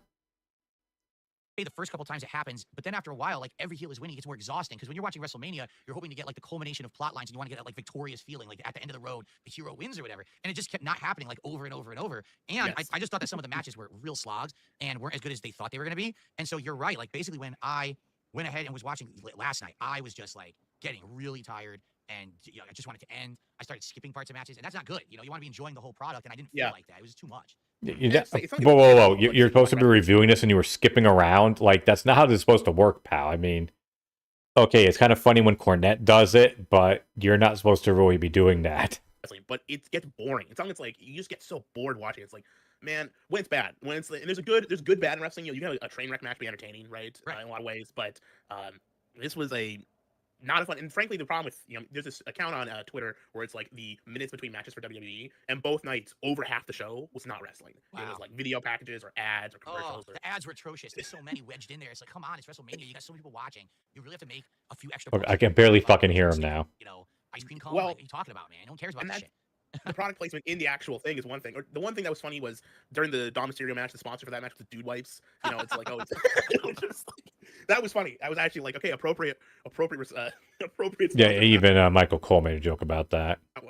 Well, here's my thoughts on the show overall. Sure. Yeah, let's hear it. Let's hear your overall thoughts, and I'd like to hear your favorite match, your least favorite match, etc. That kind of stuff. I'll start with night one.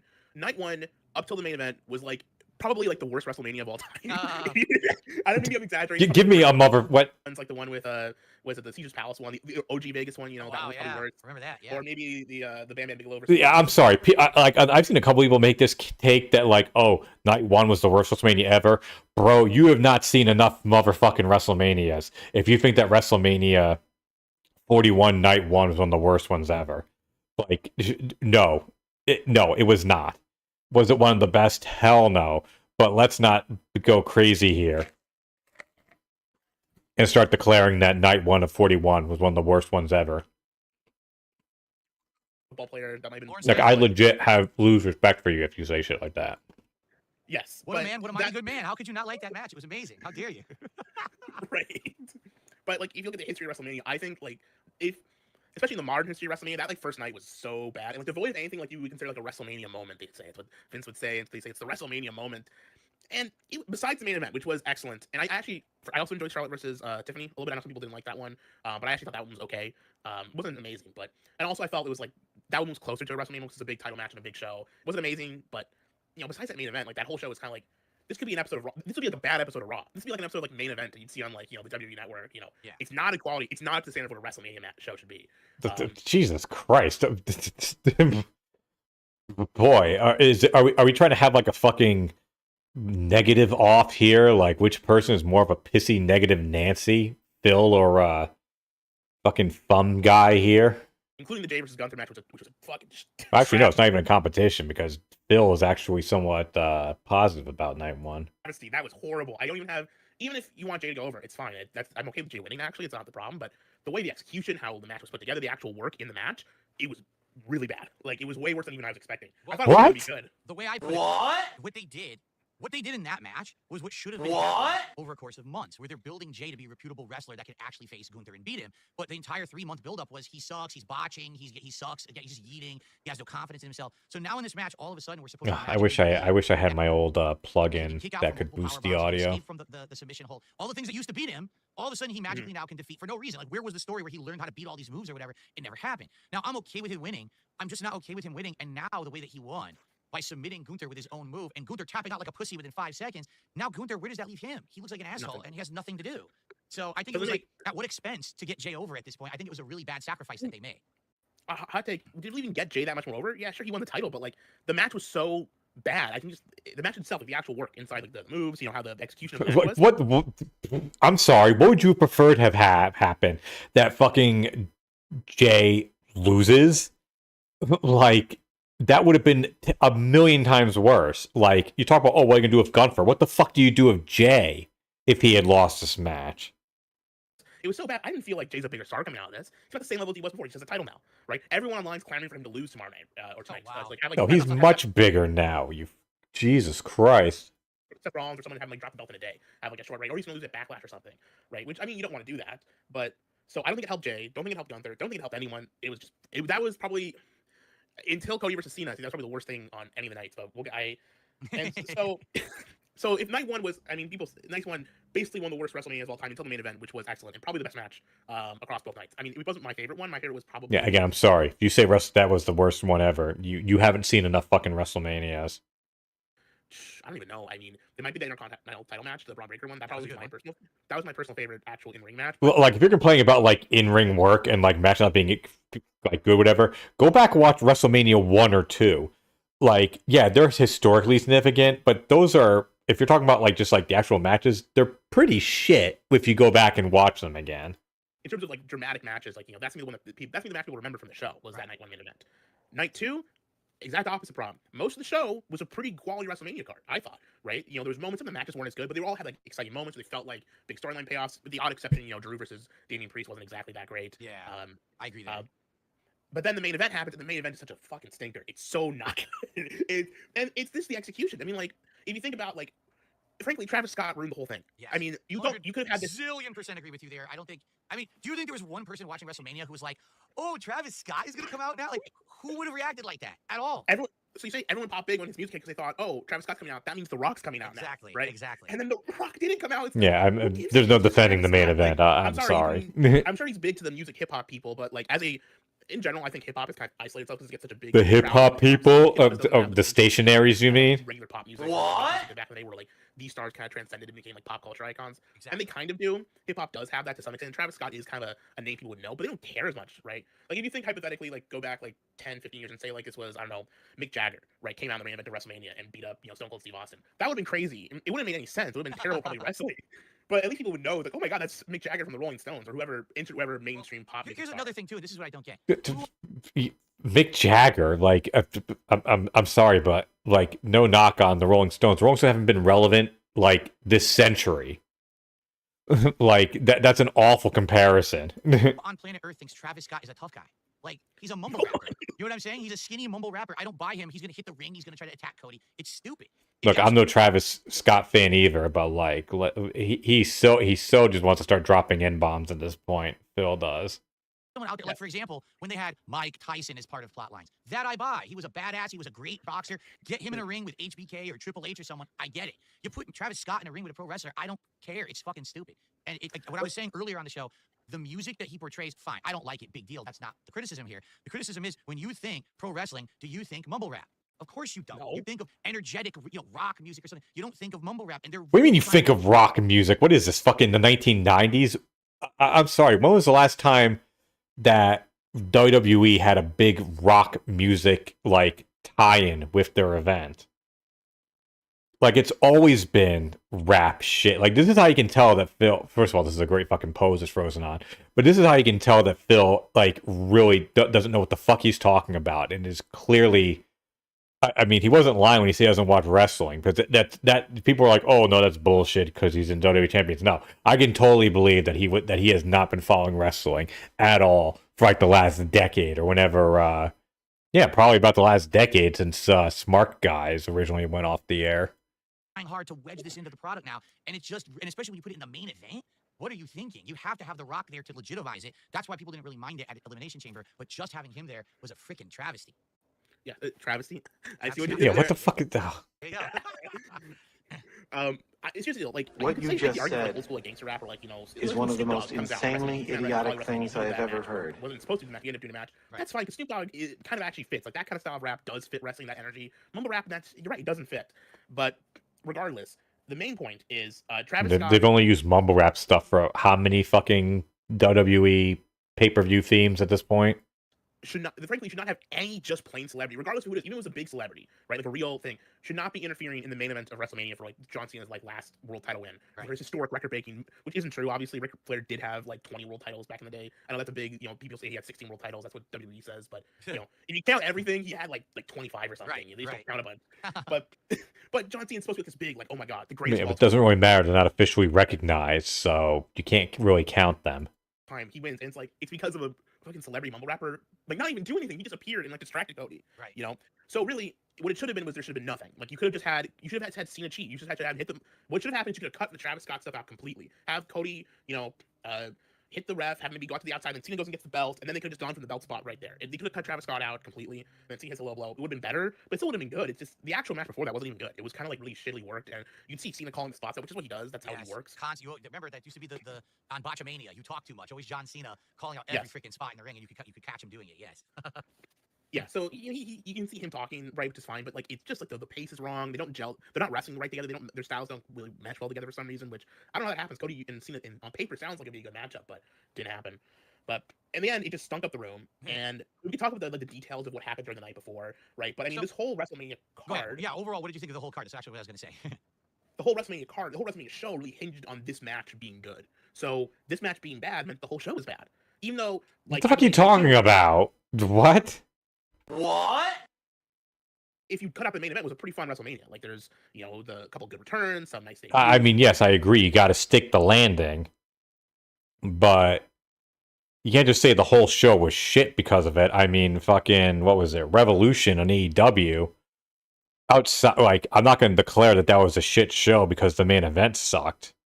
I mean, yeah, it pulled everything down, but you can't just say, everything was good, but because the main event sucked, you know, the other thing sucked. I mean, okay, by that logic, are we going to just declare that fucking WrestleMania 18 was, that shit wasn't really a bad main event. It was impossible to follow the Hogan Rock match. And stuff. You know, there's a lot of fun moments. There's some good title changes. Some of it's heels winning, but sometimes when a title change happens, even if it's a heel, it's still kind of an exciting moment, right? Like when the New Day beat War Raiders, right? That was not a great moment, but it was still like, it's an exciting title change, cool, right? At least they're gonna do something better than what the War Raiders have been doing. You know, they're gonna have something interesting happening. Exactly. I will say though, you mentioned the costumes earlier. I was watching. You mentioned the costumes, where you're right. Some of the women's costumes were better, but most of the men's costumes were really bad and plasticky looking. Obviously the reason for that is because they're gonna make toys out of all these. And so we have to make the costumes easy to make into toys, guys. We can sell more toys. My God. It's all about milking. It's all about milking every dollar from the product. Is that his bed behind him? The quality of everything, and that's the whole story of this WrestleMania. Every single thing was stretched to milk more money out of the product as individually as can. There's sponsors everywhere, ad breaks up the wazoo, sponsors in matches, in like making the matches seem trivial and less interesting because they've got like, you know, the drumstick guy dancing before the John Cena entrance or during the John Cena entrance, you know, or whatever it's gonna be, or, you know, all these matches sponsored by video games or whatever, which is fine. I mean, that's okay, you can have that, but it's because you know, when you're watching Super Bowl, you know, 70. A lot of people would say, well, you know, this great match or this great matchup is being ruined by the fact that they keep advertising Budweiser and Pepsi throughout the entire thing. It's like, no one thinks that way.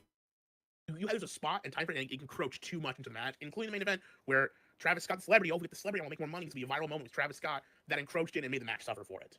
right? Very dumb. We're almost done, So- folks. I so Overall, promise. did you think that the main event of night one was the actual best match of all of WrestleMania, or do you think that there was a match that was better, maybe based on more of a? So here's the thing: I really liked the main event of night one. The one thing that drugged it down for me, we already knew the outcome. Like we already had predicted it. We already talked about it on the show last week. Everyone had been saying this on the internet. And for me, when you kind of know what's going to happen, it definitely takes that air of fun away. Like when there's a Royal Rumble and there is no front runner to win it, I love that Royal Rumble because you don't know what's going to happen. This we knew the outcome. We knew that Heyman was going to turn on them and join Seth, and because of that, it's boring to me. So I like the match, and in the end, I'm like, oh. Yeah, I really wish they did maybe something a little different. So for me, I didn't like that match as much, but that's why. Technically, You're literally what is this? The fucking Vince Russo style of booking, throwing in a swerve just for the sake of throwing in a swerve. That's not how it's supposed to work. I mean, I'm not the biggest Dave Meltzer fan, but he had a good line a couple of years ago or some time ago. He said like most often the audience does know what's going to happen. That's not the issue. The issue is whether or not it's executed right. I mean, when you watch like a movie, you typically know what the ending is going to be. Like you know what I mean. Like just because you know the ending is not necessarily bad. Match was really good. It's the three best in the business. They're kicking each other's asses and doing all their spots, and it was a good one. So was that your favorite match, or did you like another one better overall? That was probably my favorite moment of the show, right? I think while the ending was predictable, I actually really liked the execution, like the way it played out, like the timing of it, like the specifics, like of what beat for beat would happen, like how they reacted, how Paul Heyman reacted, Seth like holding his hand out for the chair, like he knew all along this was going to happen at the end. It was really cool. Like there was a lot of cool executions, and I like that. But in terms of most exciting match, I thought the Intercontinental title match was the best. The crazy Braun Breaker stuff. I mean, Dom winning the title, which I did call. I thought that was going to happen. I thought this is the You got me. I didn't think he was winning. I thought it was pent up, but you got it. You called that one. Yeah. Yeah, and I thought that the way they basically turned a babyface, and I thought he was going to win as a heel, but turning babyface is really interesting. I mean, we've seen Dom as a heel for so long. Seeing Dom as a face might be the right move, might be the right time. It's like, okay, we've gotten all we can out of him as a heel. Make him as a babyface champion, and then like Finn trying to undercut him. That sounds like good. Maybe have a program with him, Finn, and Penta, a couple three ways. Because I think we take Braun out of the picture, obviously. But yeah, that to me, the story of that match was the crowd. The crowd completely turned on Dom in a good way. They actually started supporting him as the underdog, the unlikely guy who wasn't going to win. And I mean, I'm sure he was shocked. Did you notice at the end of the match, he wins, he leaves the ring, and I think someone grabbed his ear and said, "Dude, they love you. Get your ass back out there and celebrate again, because you're now the crowd favorite." And he ran back to the ring and started celebrating again. That was amazing. That's like an organic WrestleMania moment right there that you can't even predict. That was pretty awesome in my opinion. Yes. No, I thought that was great. I would say also the other match I really liked was the women's triple threat. And the big dog is Gahul paid for his time. No, I figure we didn't figure out anything your co-host did all the heavy lifting. One, I like that one a lot. And frankly, I used to be king of the incels, so me saying women's match is good. It kind of shows you how good that match really is.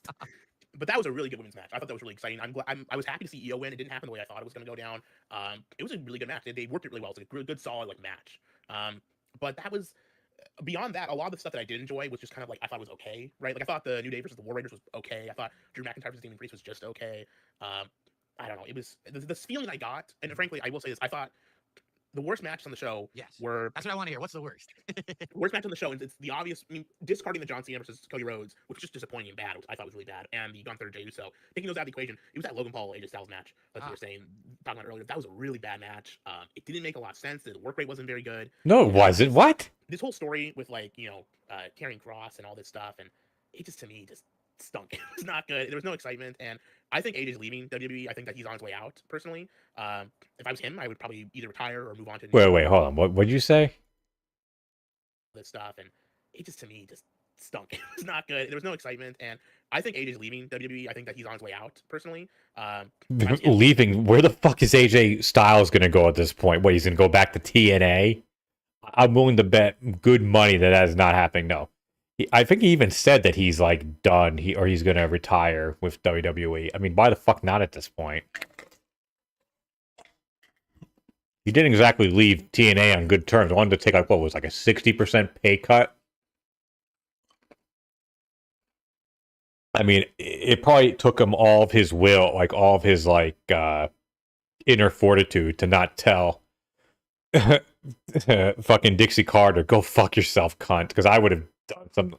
I would have said that to anyone who said whatever job I had, you had to take a 60% pay cut for literally no good for any reason. I would probably either retire or move on to new pastures. I just don't see WWE, at least this current administration of WWE, doing anything good for him. And he had that great world title match with Cody last year in France, which was awesome. Right. But since then, I think they might have had a rematch of that actually. I could be wrong, but since then it's just been kind of downhill for him. And I would be looking to leave if I was him. But yeah, that's the show. It was it was not a. I would say it was a bad WrestleMania, and it's kind of put me off watching Raw tonight. I don't really care that much. It's like, I agree. we're gonna find out what Paul Heyman's gonna do. We find out what John Cena's gonna do. It's like I don't really care. I can watch the clips on YouTube later. It's just kind of like a got me in a malaise. I'm not feeling excited about WWE specifically. I'm not feeling excited. And I think overall, when you have a card where you didn't have as many feel-good moments, you wanted to have those feel-good moments because then you want to be part of that celebration and the story continuing the next day, which is exactly what happened last year. Now it's like, well, Cena won. That kind of sucks. Well, you know, in the plot line, it's cool to see him. He's going to be heel Cena for the rest of the year. I'm excited to see who he wrestles and stuff. But I don't need to see Raw tonight to see who he wrestles because, you know, he's not wrestling anyone for the title tonight anyway. You know, I want to see Heyman and Seth come up with a new plot or whatever they're going to do. But you know what? It's not immediately going to come to fruition. That's going to be something that's going to be drawn out. I don't give two shits who Jey Uso wrestles next. Like, I really don't. Like, I don't know how that's even going to be very good. So when you really look at it, I mean, what excitement? Well, I want to see Dom as the IC title holder, and I want to see him be a face and see how that pans out with Finn. I do want to see that's like one interesting thing. I want to see what New Day does with the titles and if they have a good plot now or not because they haven't had one for many months. They've been doing nothing. But overall, most of the outcomes were negative. When everything's negative, I don't want to tune in the next night because everything was just negative. I feel deflated. I feel like I need a break rather than being excited, which is what last year was. So overall, I'm with you. I think it was more of a negative show, and they made some bad choices there with some of the outcomes and or with the heavy advertising, and it just wasn't. I mean, I haven't watched a WrestleMania for 5 years. It didn't really excite me. I kind of wish I started last year because everyone says 40 was so good, and I feel like now I want to go back and watch that because I haven't seen it yet. It's a great show. 2 great main events, both nice were great for that. Here's what I'll say. So Triple H I watched some of the post show, media scrums. He does the interviews, and he's saying, everyone sees WrestleMania as a culmination of stories. Maybe we can start. He said, I think he's something along the lines. Maybe we can start seeing it as a start of a new storyline, right? So there's these WrestleMania matches aren't just the ending of the culmination storylines; they're actually the starting point for new stuff. And there's some argument to be made that Cody losing at WrestleMania 39 in Hollywood was a mistake, and that 40, while it was great in execution, could have really knocked on the way it went if there's a couple of things went wrong, and that was probably a mistake to have Cody lose the first time, and that they're comparing 39 to this one, right, where Cody lost in the big match. It's a big feel down moment. It's like afterwards, you're like, what are they thinking? Why do they do that, right? And this one, obviously, Cody losing is the problem. It's more the execution and the storyline. They're saying, oh, well, if you wait for the long-term storyline, it'll pay off later. And my argument to that would be, I mean, in 39, it was still an enjoyable show, and even though the main event was who is the guy? He's some I guess wrestling YouTubing guy, but the only reason I think he was brought on was because he knew Ethan Ralph and claims he's like a pedo or something. He was really more brought up, or not Ethan, excuse me. Jesus Christ. No, apparently he allegedly knew PPP and was shitting up or was gossiping about PPP or some shit like that. That's the only reason why he's on. And watch wrestling again. With this one, yes, there can be down moments on a story from A to B, where there should be some ups and downs. There should be parts which aren't as exciting. But for a WrestleMania, you need, even if it doesn't end in a sour ending, even if it's building up to next year's WrestleMania, even if it's just the first step in a long road to redemption for Cody or a long road for CM Punk to win the title or something, right? This was still a bad step and was a badly executed step on that road. It still was not satisfying. And even if it paid us off later, it's similar to the CM Punk Drew McIntyre match at SummerSlam, right? Where eventually they had that bad Blood Hell in a Cell match, which everyone loved and thought was great. But that SummerSlam match was bad. It stunk up the joint. It was just really shittily executed. It wasn't exciting. It was all to do with this fucking bracelet no one gave a shit about. And yeah, eventually it paid off, but that was still a bad match. And that was still that made that show way worse. Wait, which one is he talking about? Execute step on that road. It still was not satisfying. And even if it paid us off later, it's similar to the CM Punk Drew McIntyre match at SummerSlam, right? Where eventually they had that bad Blood Hell in a Cell match, which everyone loved and thought was great. But that SummerSlam match was bad. It stunk up the joint. It was just really shittily executed. It wasn't exciting. It was all to do with this fucking bracelet no one gave a shit about. And yeah, eventually it paid off, but that was still a bad match. And that was still that still made that show way worse. Wait a minute, hold on. What the fuck is he talking about?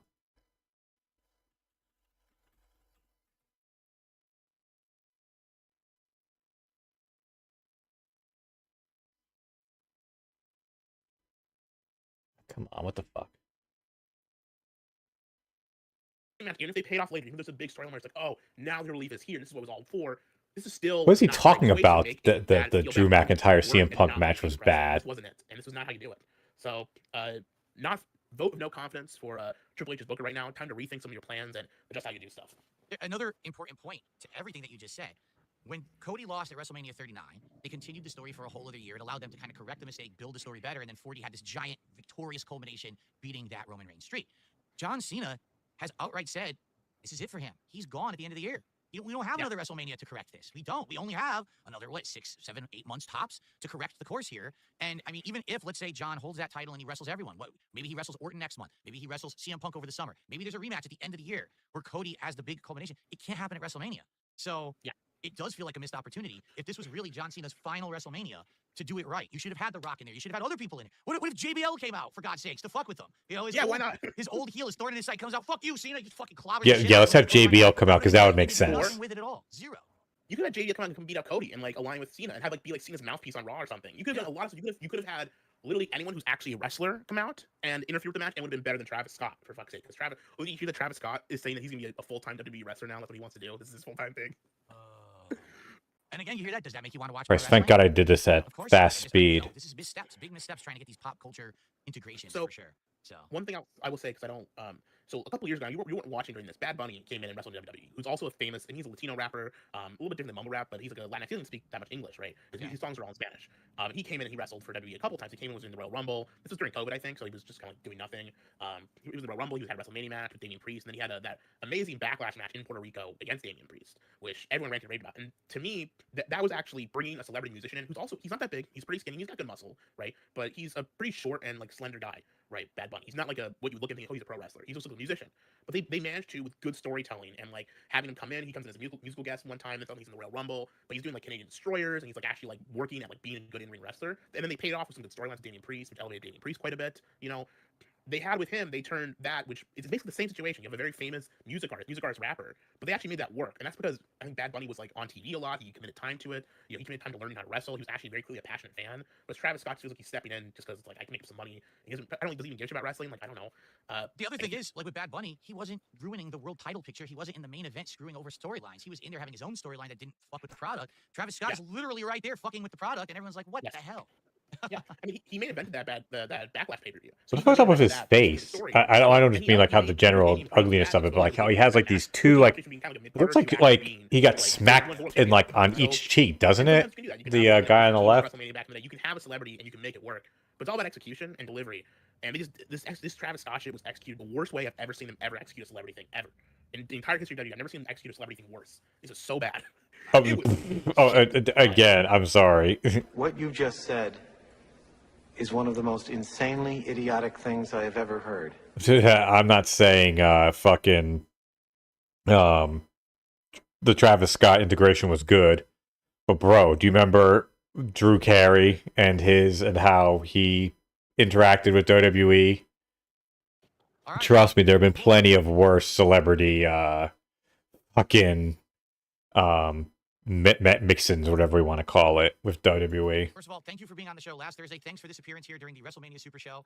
Glad to get your opinions and your takes. They're by the way, you got a lot of praise for being on the show on Thursday. A lot of people thought you had some of the most informed pro wrestling takes of all the co-hosts that were on. So just wanted to let you know that's a comment. It wasn't the best, but trust me, there have been worse. You know more than me, obviously, because I just started again in January, but people liked your appearance. And your microphone didn't go out today. You don't sound like a robot, so that's another plus. That people were a little you all remember when Snooki wrestled a match? To make sure there's no Discord issues, so that's good. Awesome. It's a winner. Any final thoughts before we adjourn here? Oh, to be fair, I don't know when you're doing you didn't do that bad. Because you don't want to watch wrestling like I know. I'm definitely taking a break for this week for sure, 100%. I won't be doing it again for at least another week or two tops. So we'll see. Yeah. I thought the show WrestleMania was disappointing, but there's always good wrestling out there. Also before we go, I want to talk a bit about just a quick minute. WWE buying AAA. I'm not sure if you talked about that. That was a big news. That was an announcement. Yes. Big announcement where they're buying AAA. Frankly, I think it's a terrible decision. I've watched a lot of AAA shows, and while AAA can be fun, like all Lucha Libre, it's also like a shit show. Like it's like you watch the show and they've got like guys doing cocaine on the announce desk, and they're the matches have like these like really old guys like falling over, and it's like I don't know why. I think the reason you buy it probably is to get the contract with the Mexican arenas. I think that's worth its weight in gold more than the actual value of the product itself. It's only Vikingo. They didn't see like Psycho Clown or any of the like big AAA like actual stars besides Vikingo on any of the shows. I think they can't. They'll use Vikingo obviously because he's great, but I think or like you didn't see La Parka or anything like that. I don't think you're gonna be seeing a lot of the actual. I just remember that the Snooki match happened. This might be a bad thing. And I just remember that was. Hopefully, I mean, that was during the Diva era, so. Yeah, I think this is probably a bad sign for Lucha Libre fans, honestly. I think this is going to go similar to NXT UK did, where they made big purchases, they moved in, and then it's not going to pan out the way they wanted to because they can't mark. They're talking about AAA being traditional Lucha Libre when it's like AAA is supposed to like the ECW of Lucha Libre, right? It's not like it's very much trying to be like American style Lucha Libre. So we'll see how it pans out. Hopefully it works out well. But anyways, thanks for having me on, Phil. It was great. You can check out my YouTube channel, Gahul. I'm on Twitter, and I've got my website, TV Chan. So check me out there. Sounds great, Gahul. Thank you so much for being on the show this week. Appreciate you, and I'll see you soon. Deuces. Bye-bye. Thank God. So, everyone, that was a good show, in my opinion. I don't know about you. But okay, I'm done. I've been going for over 2 hours, and my wife just came home, so we're calling it a night.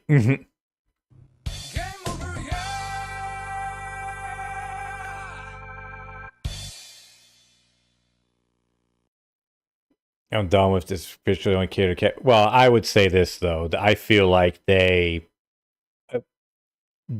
they did well with the Raw follow up. Like that was one of their best Raws after Manias they've had in a while. So I'm not saying that it we're all Death Riders. I don't believe that shady act. But I don't care. Mania was ruined. Well, you know, it is what it is. Anyways, thanks everyone for stopping by. We got through it. Yeah, he had quite a few bad takes. I'm not surprised. But anyways, on the YouTube side, you'll go over to Raw Phil on how the fuck is that one tab taking up 3.8 gigabytes? And on the Twitch side, we'll raid Ann. Not sure what my next stream will be. Well, there definitely is going to be a lolcow catch up or a King Cobra JFS catch up. A bunch of stuff has come out, so that'll be sometime this weekend. And I might go live once or twice sometime before that, but nothing's set in stone yet. So in any case, have a good one, folks. I'll see you all next time.